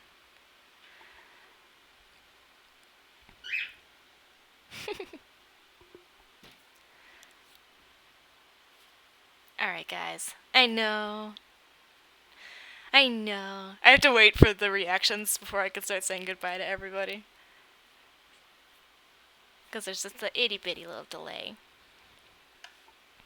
This stream was so fun, Sophie. Thanks for being here. Goodbye, Rechung. Goodbye, Cheese Puff Gruar. Goodbye, Violet the Dragon. Oh, boy. Joliata Creations. I did it. I read it. Good. Imperfectly Airbrush, goodbye. Mary Callahan, Imaginary Nada. Grell Sutcliffe. Ay, there's no B on that, so maybe you're just screaming. Like you? Oh, get the feathers out of there. Gonna be okay, baby. Sorry, Julia. Julia. Yeah, Tyler, we should get coffee. Alright, goodbye, Amy. Goodbye, Linda. Goodbye, Blue. Goodbye, Mom. Thanks for being here, Mom. It's so sweet. Goodbye, Lorda.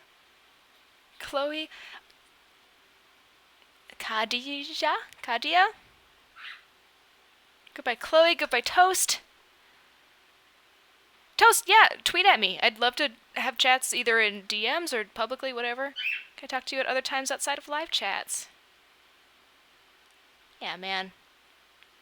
Cool, guys. All right, I'm gonna go. This has been a joy, and I really appreciate you being here and doing this. And I always like doing this. Okay, but that's it. I'll talk to you guys next time. And remember, coffee bean yourself.